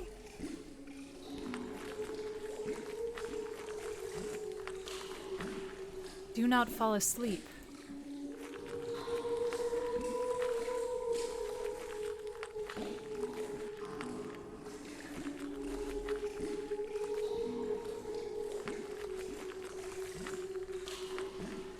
There's a note partly obscured by mud.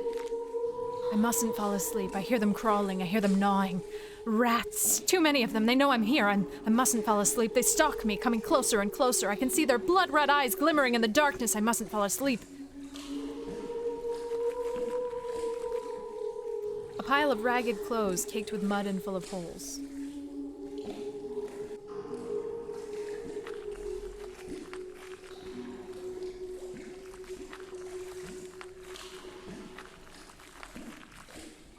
The dead roots of a once great tree fill the cavernous sewer. A strange green moss covers its surface here and there. It's a great crack along its length. And there is a great crack along its length. Okay.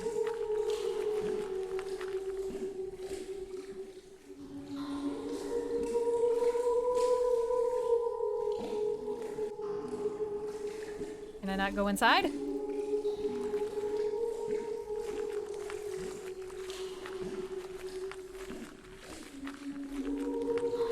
Like, bed of chaos, right? We can do this.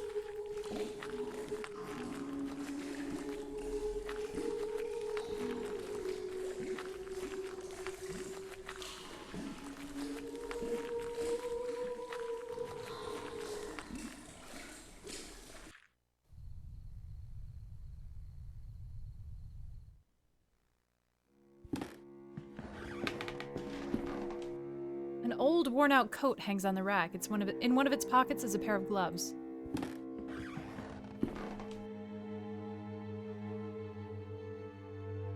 Nope, not what I wanted. This old pair of leather gloves is scuffed and stained.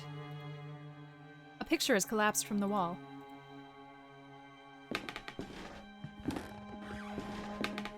The portrait of a gentleman with a distant look seems vaguely familiar.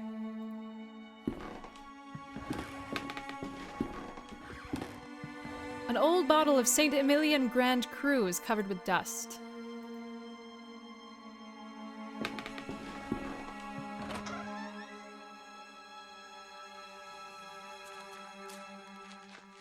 Mold covers the wood stacked in the shed. Judging by the resin oozing on the surface of this tree trunk, it appears to have been recently chopped down. Of course, the door is locked. The walls of the mausoleum are crumbled with age.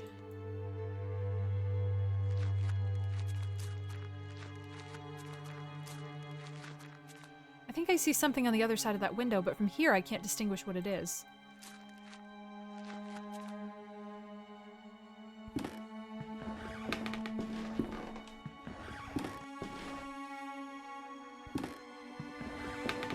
A bright meadow. The picture is faded to a dull color.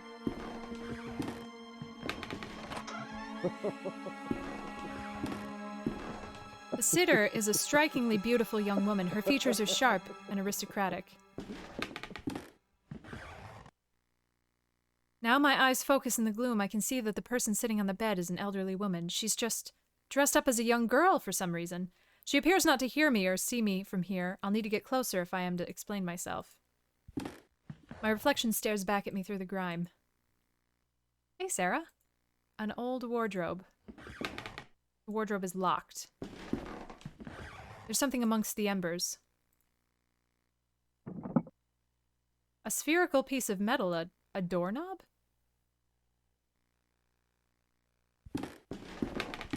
No, I don't want to dance and sing anymore. It's enough for today. I want my lemonade. I want to play. Actually, madam, I'm afraid I've never met you before. I don't know who you are. Don't you recognize me? Nope. No, madam, I'm afraid I don't. I'm very sorry. Oh, no, not at all. It's fine. It's been a while since I last performed, I suppose, but don't you forget it. I'm the great little Caddy, singer, dancer, the golden girl of London's music halls. Weird man. What? I want to get out of this place. Hide and seek, oh, I do love games. I go to the fog when I want to get away. Daddy won't find me there, you see. In the fog, there are no faces. I'm looking for a gentleman. He's well-dressed with red hair. Do you know him? He led me to this place. It was hot, but we had gloves. No, Father, I've been practicing the latest repertoire as you ordered. I have behaved very well today, haven't I? Let's play. Oh, dear. Now stand next to the fireplace and count to 3. March 8th, 1843. I'm exhausted. Father made me rehearse today for 8 hours. By the end, the music wavered with his trembling hands. I'm still a long time for the day of the show, but he insisted that everything must be perfect. One more song, he said over and over. Father got really mad at me, and he started to shout when, after many hours of rehearsal, I said that I wanted to get out and play a little bit in the street. More and more, he's obsessed with rehearsing, with concerts, with perfection. April 3rd. Am I not the one who earns the money to feed us? Am I not the one people come from all over to see and admire? Is my name not the one printed on all the posters? My name! The dolls for sale at the theater entrance, they have my likeness, my dress, and my beautiful hair. I should be the one who makes the decisions. One more song. Yes, one more. A last song for you, Papa.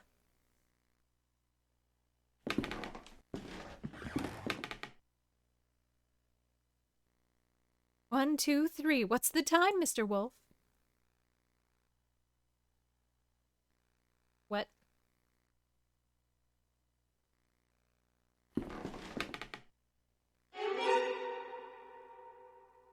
Yeah, I hate this.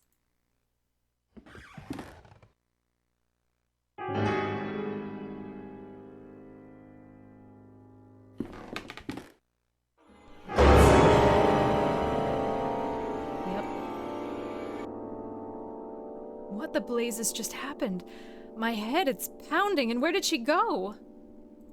A pile of things on the floor after Caddy's disappearance. There's a mask. The porcelain mask. It broke when it fell. The distorted features, there's a grotesqueness to them. I don't like to look at it. And look, underneath the mask, a photograph. It has a note, Little Caddy Show. There's a girl lit up by a spotlight in a music hall singing to a live piano.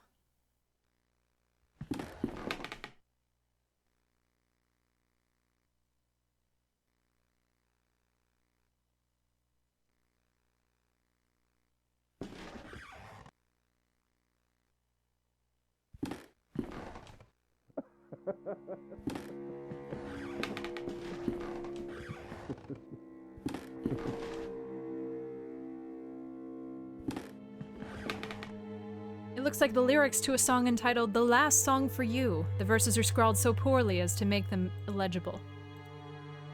The piano is so dusty, I dare say it hasn't been played in years. I wonder if it still works.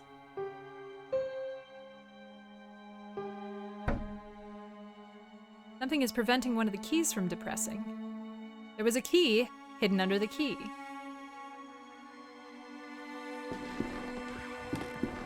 Take care, DWX. Thanks for hanging out. This cage must have housed a huge bird. Only a feather remains.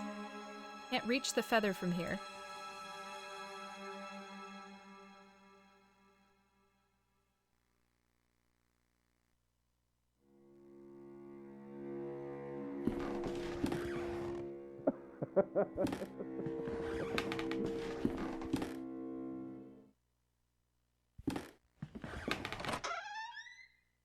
There's an elegant scarlet party dress inside.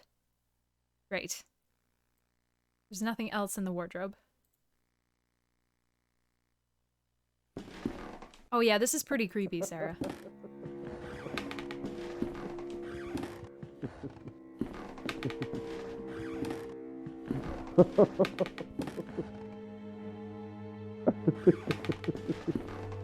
A portrait of a middle-aged man. He seems troubled.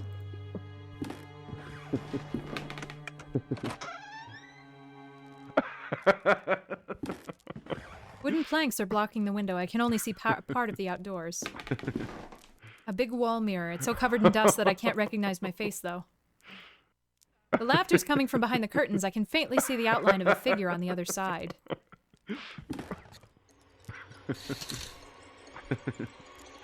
It's a porcelain doll with lifelike proportions. The face has been removed, leaving her featureless, but its wig shines brightly as though of human hair.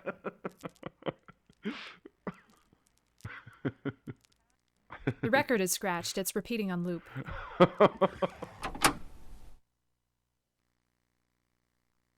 Really? No?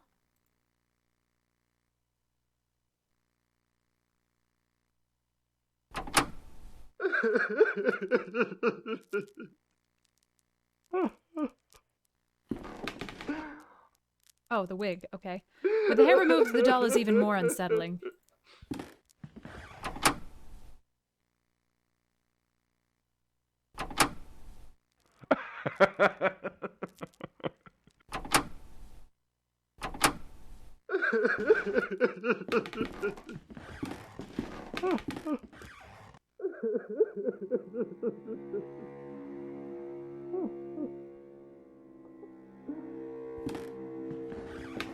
The man in the picture has a quite hypnotic gaze.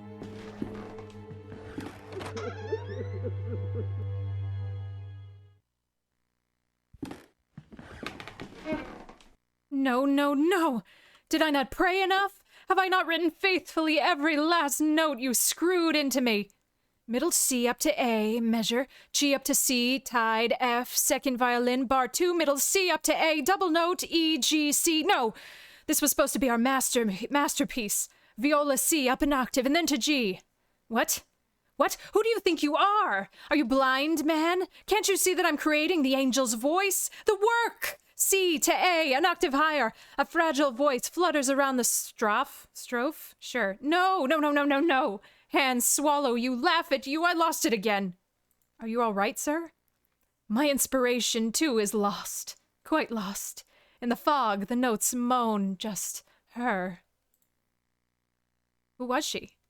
Oh, beautiful Daphne. The best soloist that a composer could have. The voice of an angel, what made my music possible. She would stand there by the window. The wind caressed her cheeks, it danced in her golden hair. Her dress glowed like an ember in the dusk sun. Oops. I'm following a man, though come to think of it, maybe he was following me? He has a red beard and wears a cape. I sometimes find this man, too, among my notes. I feel him close to me at all times. What happened to her? Sorry, I clicked them out of order. She was very delicate, like a flower in the desert, like a petal in the storm. The sickness, it just swept her away. Her voice, my God, her voice. It came from heaven. She was the angel of my music. Angel of music, guide and guardian. Sorry. The mausoleum outside the house, is that where Daphne is buried? That's right, I've visited her many nights, and have even slept beside her in the cold, wet stone floor. Please, I need to get out of this place. You ask me for words, but words are betrayers. They're dirty. Music, just music, remains beautiful, but it's a prisoner inside all of us.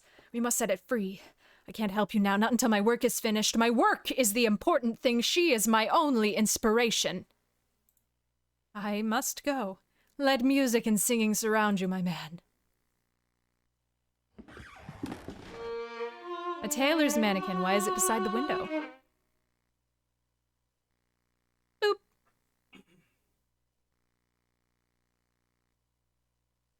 Boop. It's just right. It looks more and more like the young woman in the painting. Oh, sorry, I thought that was him, but it's not. The mask will fall off. Okay. I thought that was too easy.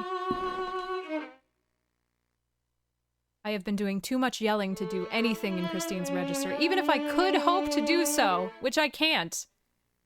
Paper bound up in a roll. It seems to be discarded musical score.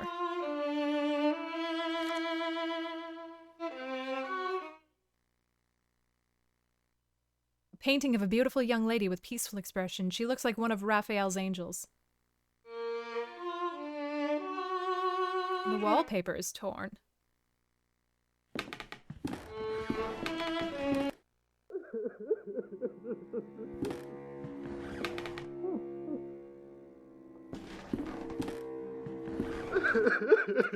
We could probably turn this off, right?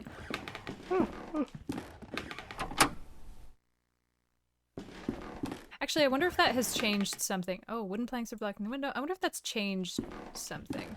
I guess we didn't look.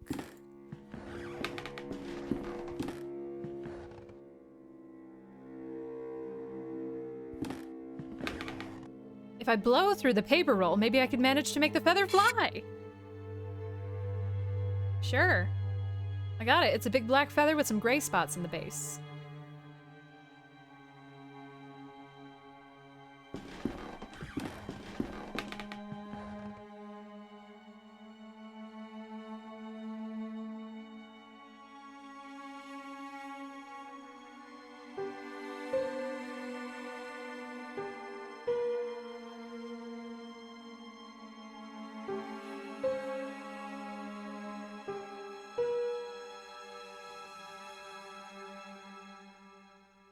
Oh gosh, what was outside?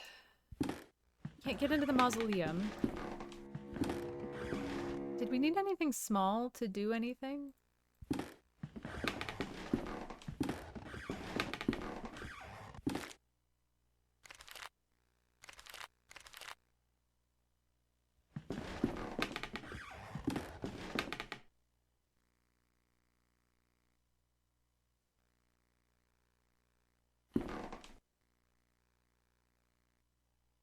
Why is there a rustle in here?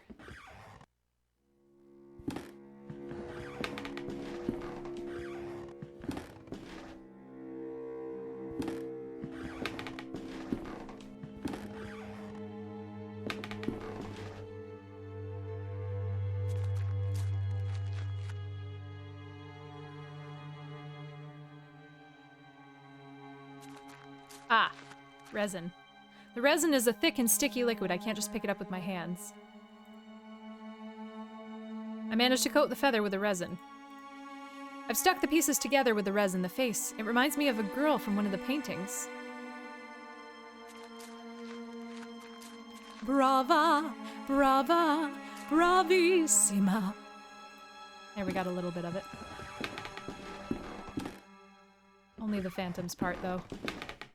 That's how high I can go right now.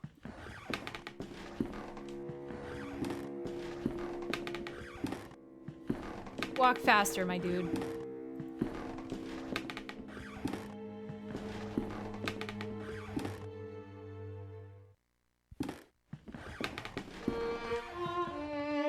You know, it's so unfair. Like, Baker has a beautiful singing voice and a beautiful, just such a resonant speaking voice. I hate people who have both. I hate them very much. Makes me angry. Daphne, you're back! Are you a figment of my melancholic mind? Are you the ghost of my dying music? No, it doesn't matter because you're with me again and I know now exactly how to compose my masterpiece. Please take my violin. Now that I've completed my work, I no longer have a use for it. It needs to be with her. Go to the mausoleum and place the violin where her heart lies. The angel of my music will guide you. Here, take the key to the mausoleum, my friend.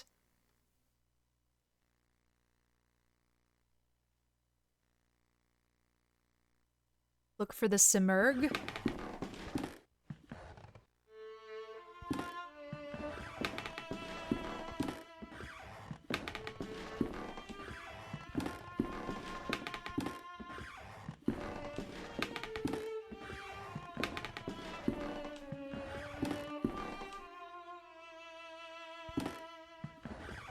Nope, wait, mausoleum this way.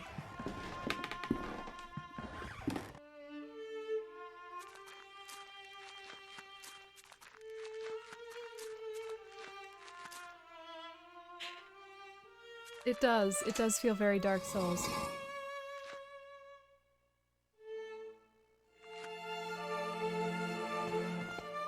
Here lies an angel. Great pity must be felt for those who did not hear her. Pity for those not blessed by her naive grace, nor shaken by her heavenly voice, trembling their souls into divine descendants. Here lies Daphne. God rest her soul. The sarcophagus is broke. Where on earth is the coffin? Who could have done this?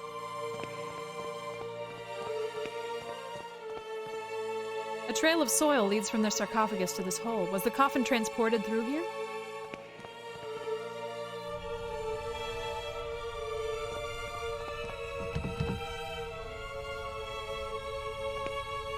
I can't see anything through these dirty window panes. Who was that?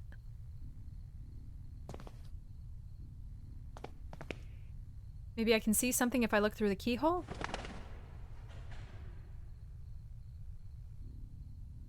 Darkness there and nothing more. Alright, Poe.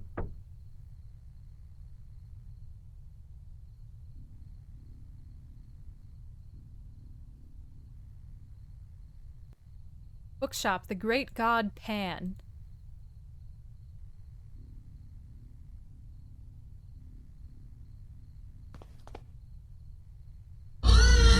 Nice. Nice.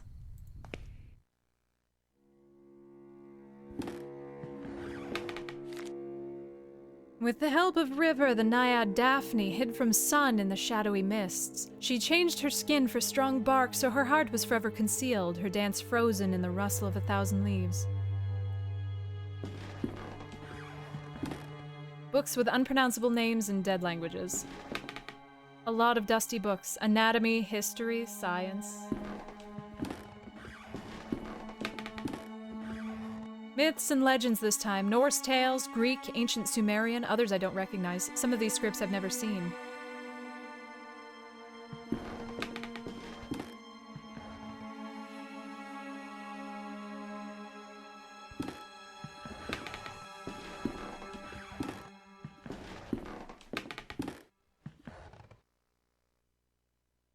I beg your pardon, sir, if I've startled you.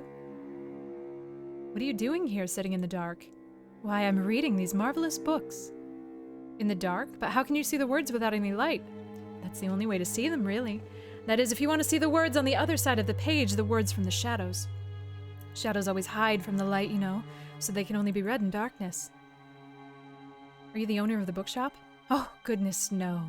The bookshop doesn't belong to anyone, not since I found it here. I'm just a guest, an explorer of these ancient tomes. Have you seen a man pass this way? He's red-haired, tall, and wears a cape. Oh yes, I know of whom you speak. I see him here from time to time perusing the books. He would pick one off the shelf, glance at it, then put it back. He and I never spoke, though. What do you ask? I see him sometimes, but he slips away whenever I try to meet him. I feel as if he's guiding me towards something. That may be so. We each have our own white rabbit to lead us through lost places. Can you tell me which books the man perused? Oh, let me think. I recall him looking at Unexplored Places of the Empire, an excellent tome, very revealing and very rare. This bookshop is very fortunate to have a copy in its collection. I'm not sure where it is now, but I'm sure it can't be far.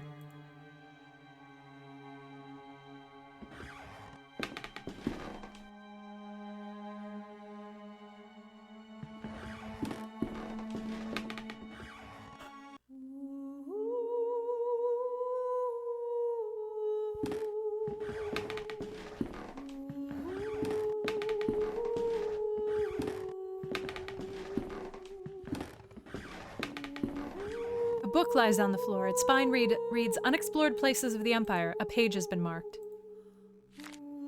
The place of the eternal fog, also known as Zai-La, it is a unique bay in the east of Baileshwar near the jungles of Bengala. It is surrounded by tall, snow-capped mountains, usually covered in mist. The waters of the bay are very dangerous and rarely visited.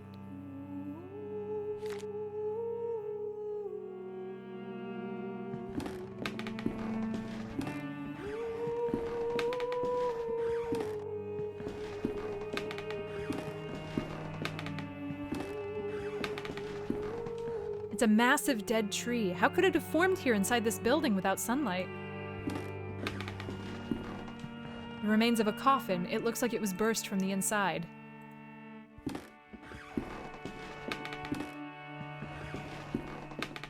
On the ground lies a book entitled The Songs of Zai-La. The page to which it was opened has been torn out, but the remaining fragment identifies the song title, The Search for Simurgh. I see something caught in the branches. It appears to be a page torn from the book below.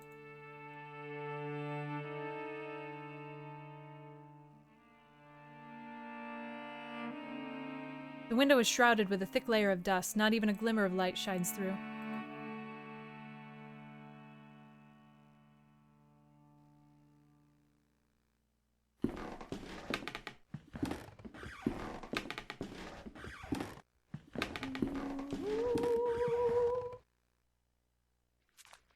A surprisingly lush vegetation covers the place. I don't recognize the species these plants belong to.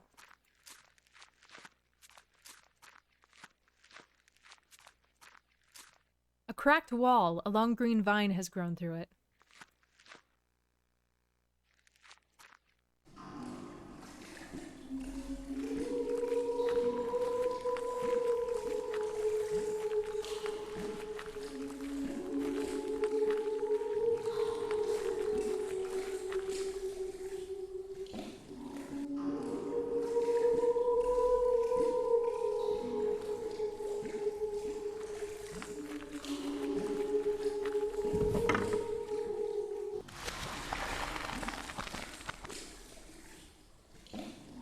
The violin has disappeared amongst the roots as if swallowed up. The trunk seems to be expanding. That noise came from above. The crack closes after I place the violin inside as if swallowing the instrument. Incredibly, the roots seem to move, as if growing before my very eyes.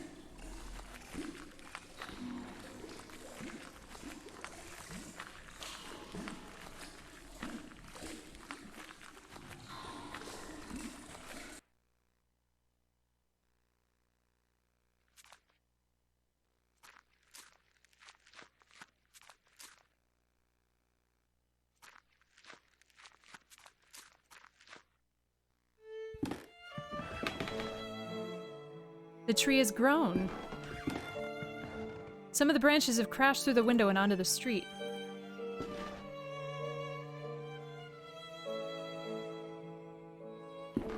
The window has been broken by the tree's branches in its sudden growth. Intense rays of light stream into the bookshop.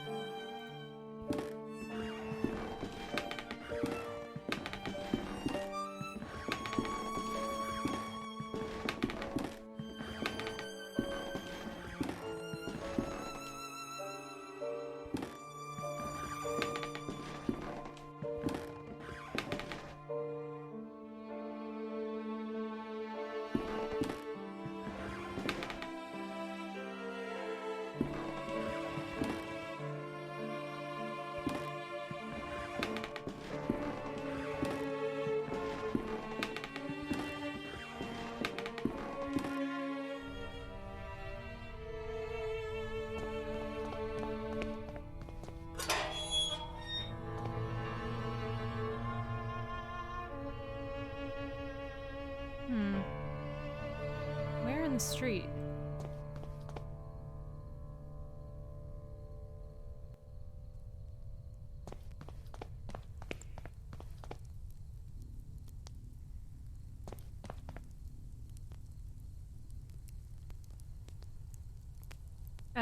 Sorry. The nightmare of which we don't talk about, all of us, asleep or awake, have seen that man at some time.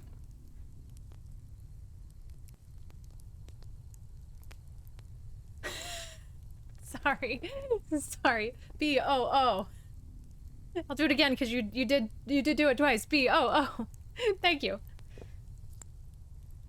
Eek. Oh, there we go. The paper sheet captured in the branches is now within my reach. On the page is a strange poem. Burst into the wind, they sought for the king, but lost were the birds. They wept in suffering and flew to the sea, compelled by a need. They found their silence, the quest was complete.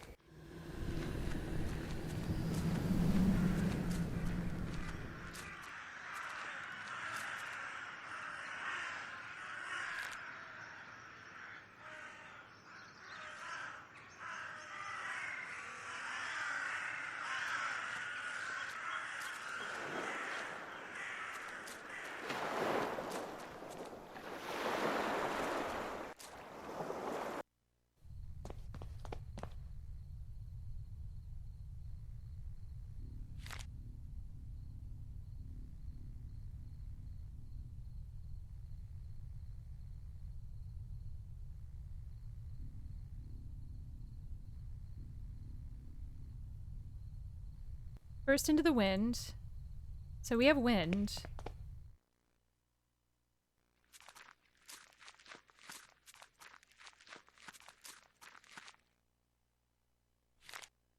They sought for the king, but lost were the birds.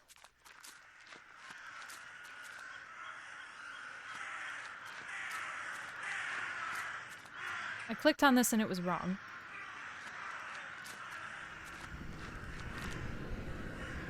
They wept in suffering and flew to the sea, compelled by a need. They found there silence. Their quest was complete.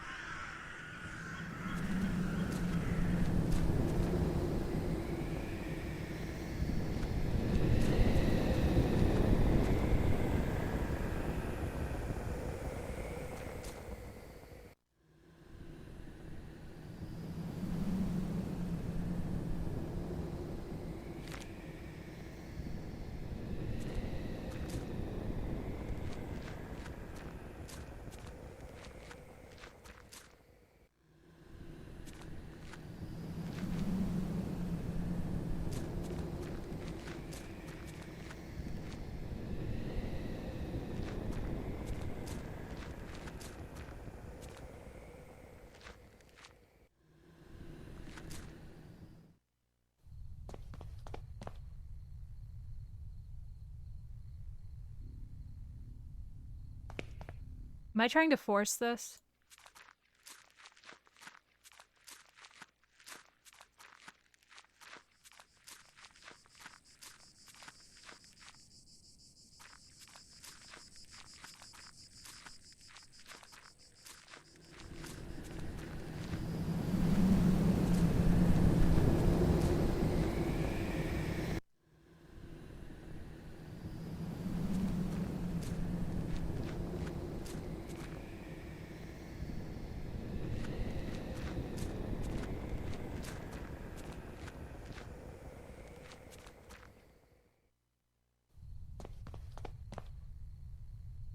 Oh wait, is it the storm after the crows?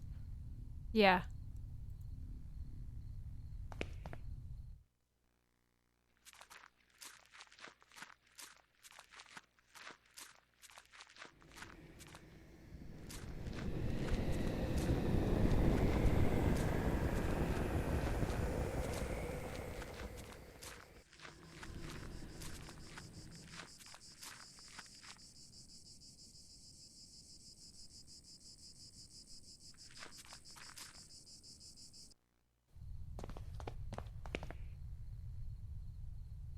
I didn't go far enough over for that. That's weird.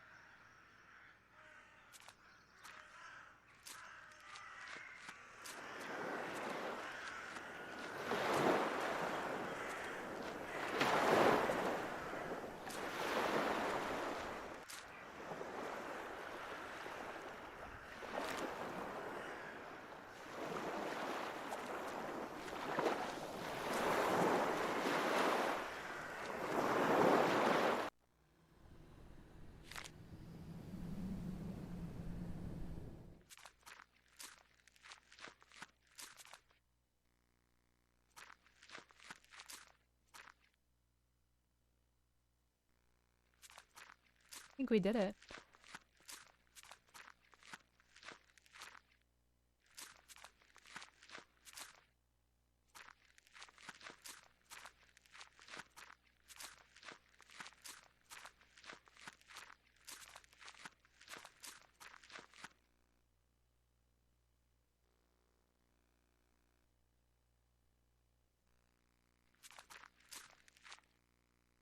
Your ticket, please.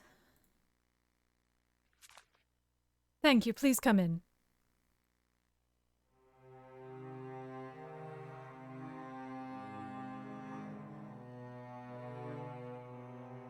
Oh dear.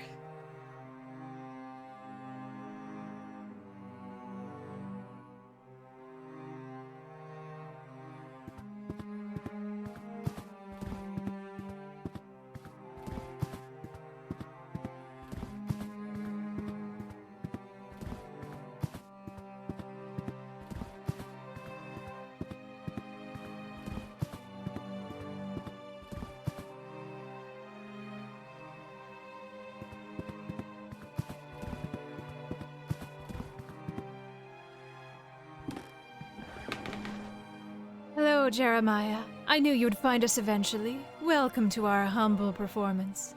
You were there. You were part of the group. Oh, you were there. You were part of the group. You don't remember my name, do you? I am Alexandra. What is all this about? What do you want from me? From you? Nothing, dear Jeremiah. It is you who came here searching for answers. It's the same as when you joined our group. We each came with our own reasons. Do you remember yours? True philosophy. Indeed, it was our thirst for knowledge that drew us together. No one waits for us out there, dear Jeremiah. There's no one who will care for us when our hour comes. We had been alone until now. How did I end up in London after being buried in the boarding school? The bird protects us. It's by its design that we should meet again, but we're not the only ones who take shelter beneath his wings. His influence and power is ever expanding, ever reaching. Do you not feel him beckoning? I only want to wake from this nightmare. This is no nightmare.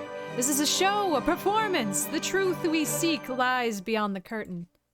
Now we have crossed the point of no return. The lights are on, the stage is set, and soon you shall meet the actors. Welcome.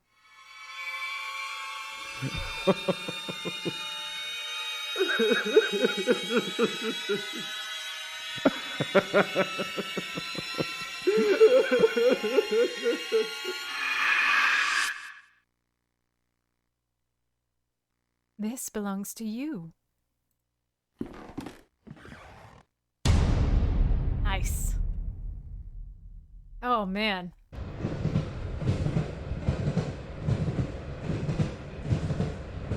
Dearest Herr Dr. Wakefield, if you are reading this and you followed my instructions to arrive at the agreed-upon address, good! I apologize that I could not accompany you immediately. My own investigations have demanded a certain unanticipated degree of attention. I've determined that your patient, DeVitt, is in serious trouble. I'll contact you with more information post-haste. In the meantime, discretion is of the utmost importance. Your friend, Johann Kaufman. The truth behind the curtain. Oh, that's good.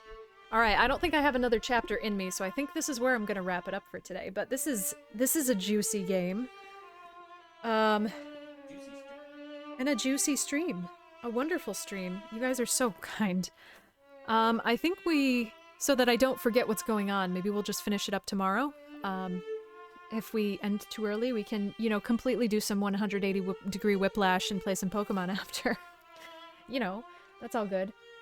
Yeah, thank you for the suggestion, Proto. This has been amazing. It's certainly different than a lot of other things that I've ever tried, but hell yeah. Let's see, who do we got? I'm gonna send you guys to Paintbrush Puke, who is playing Overwatch.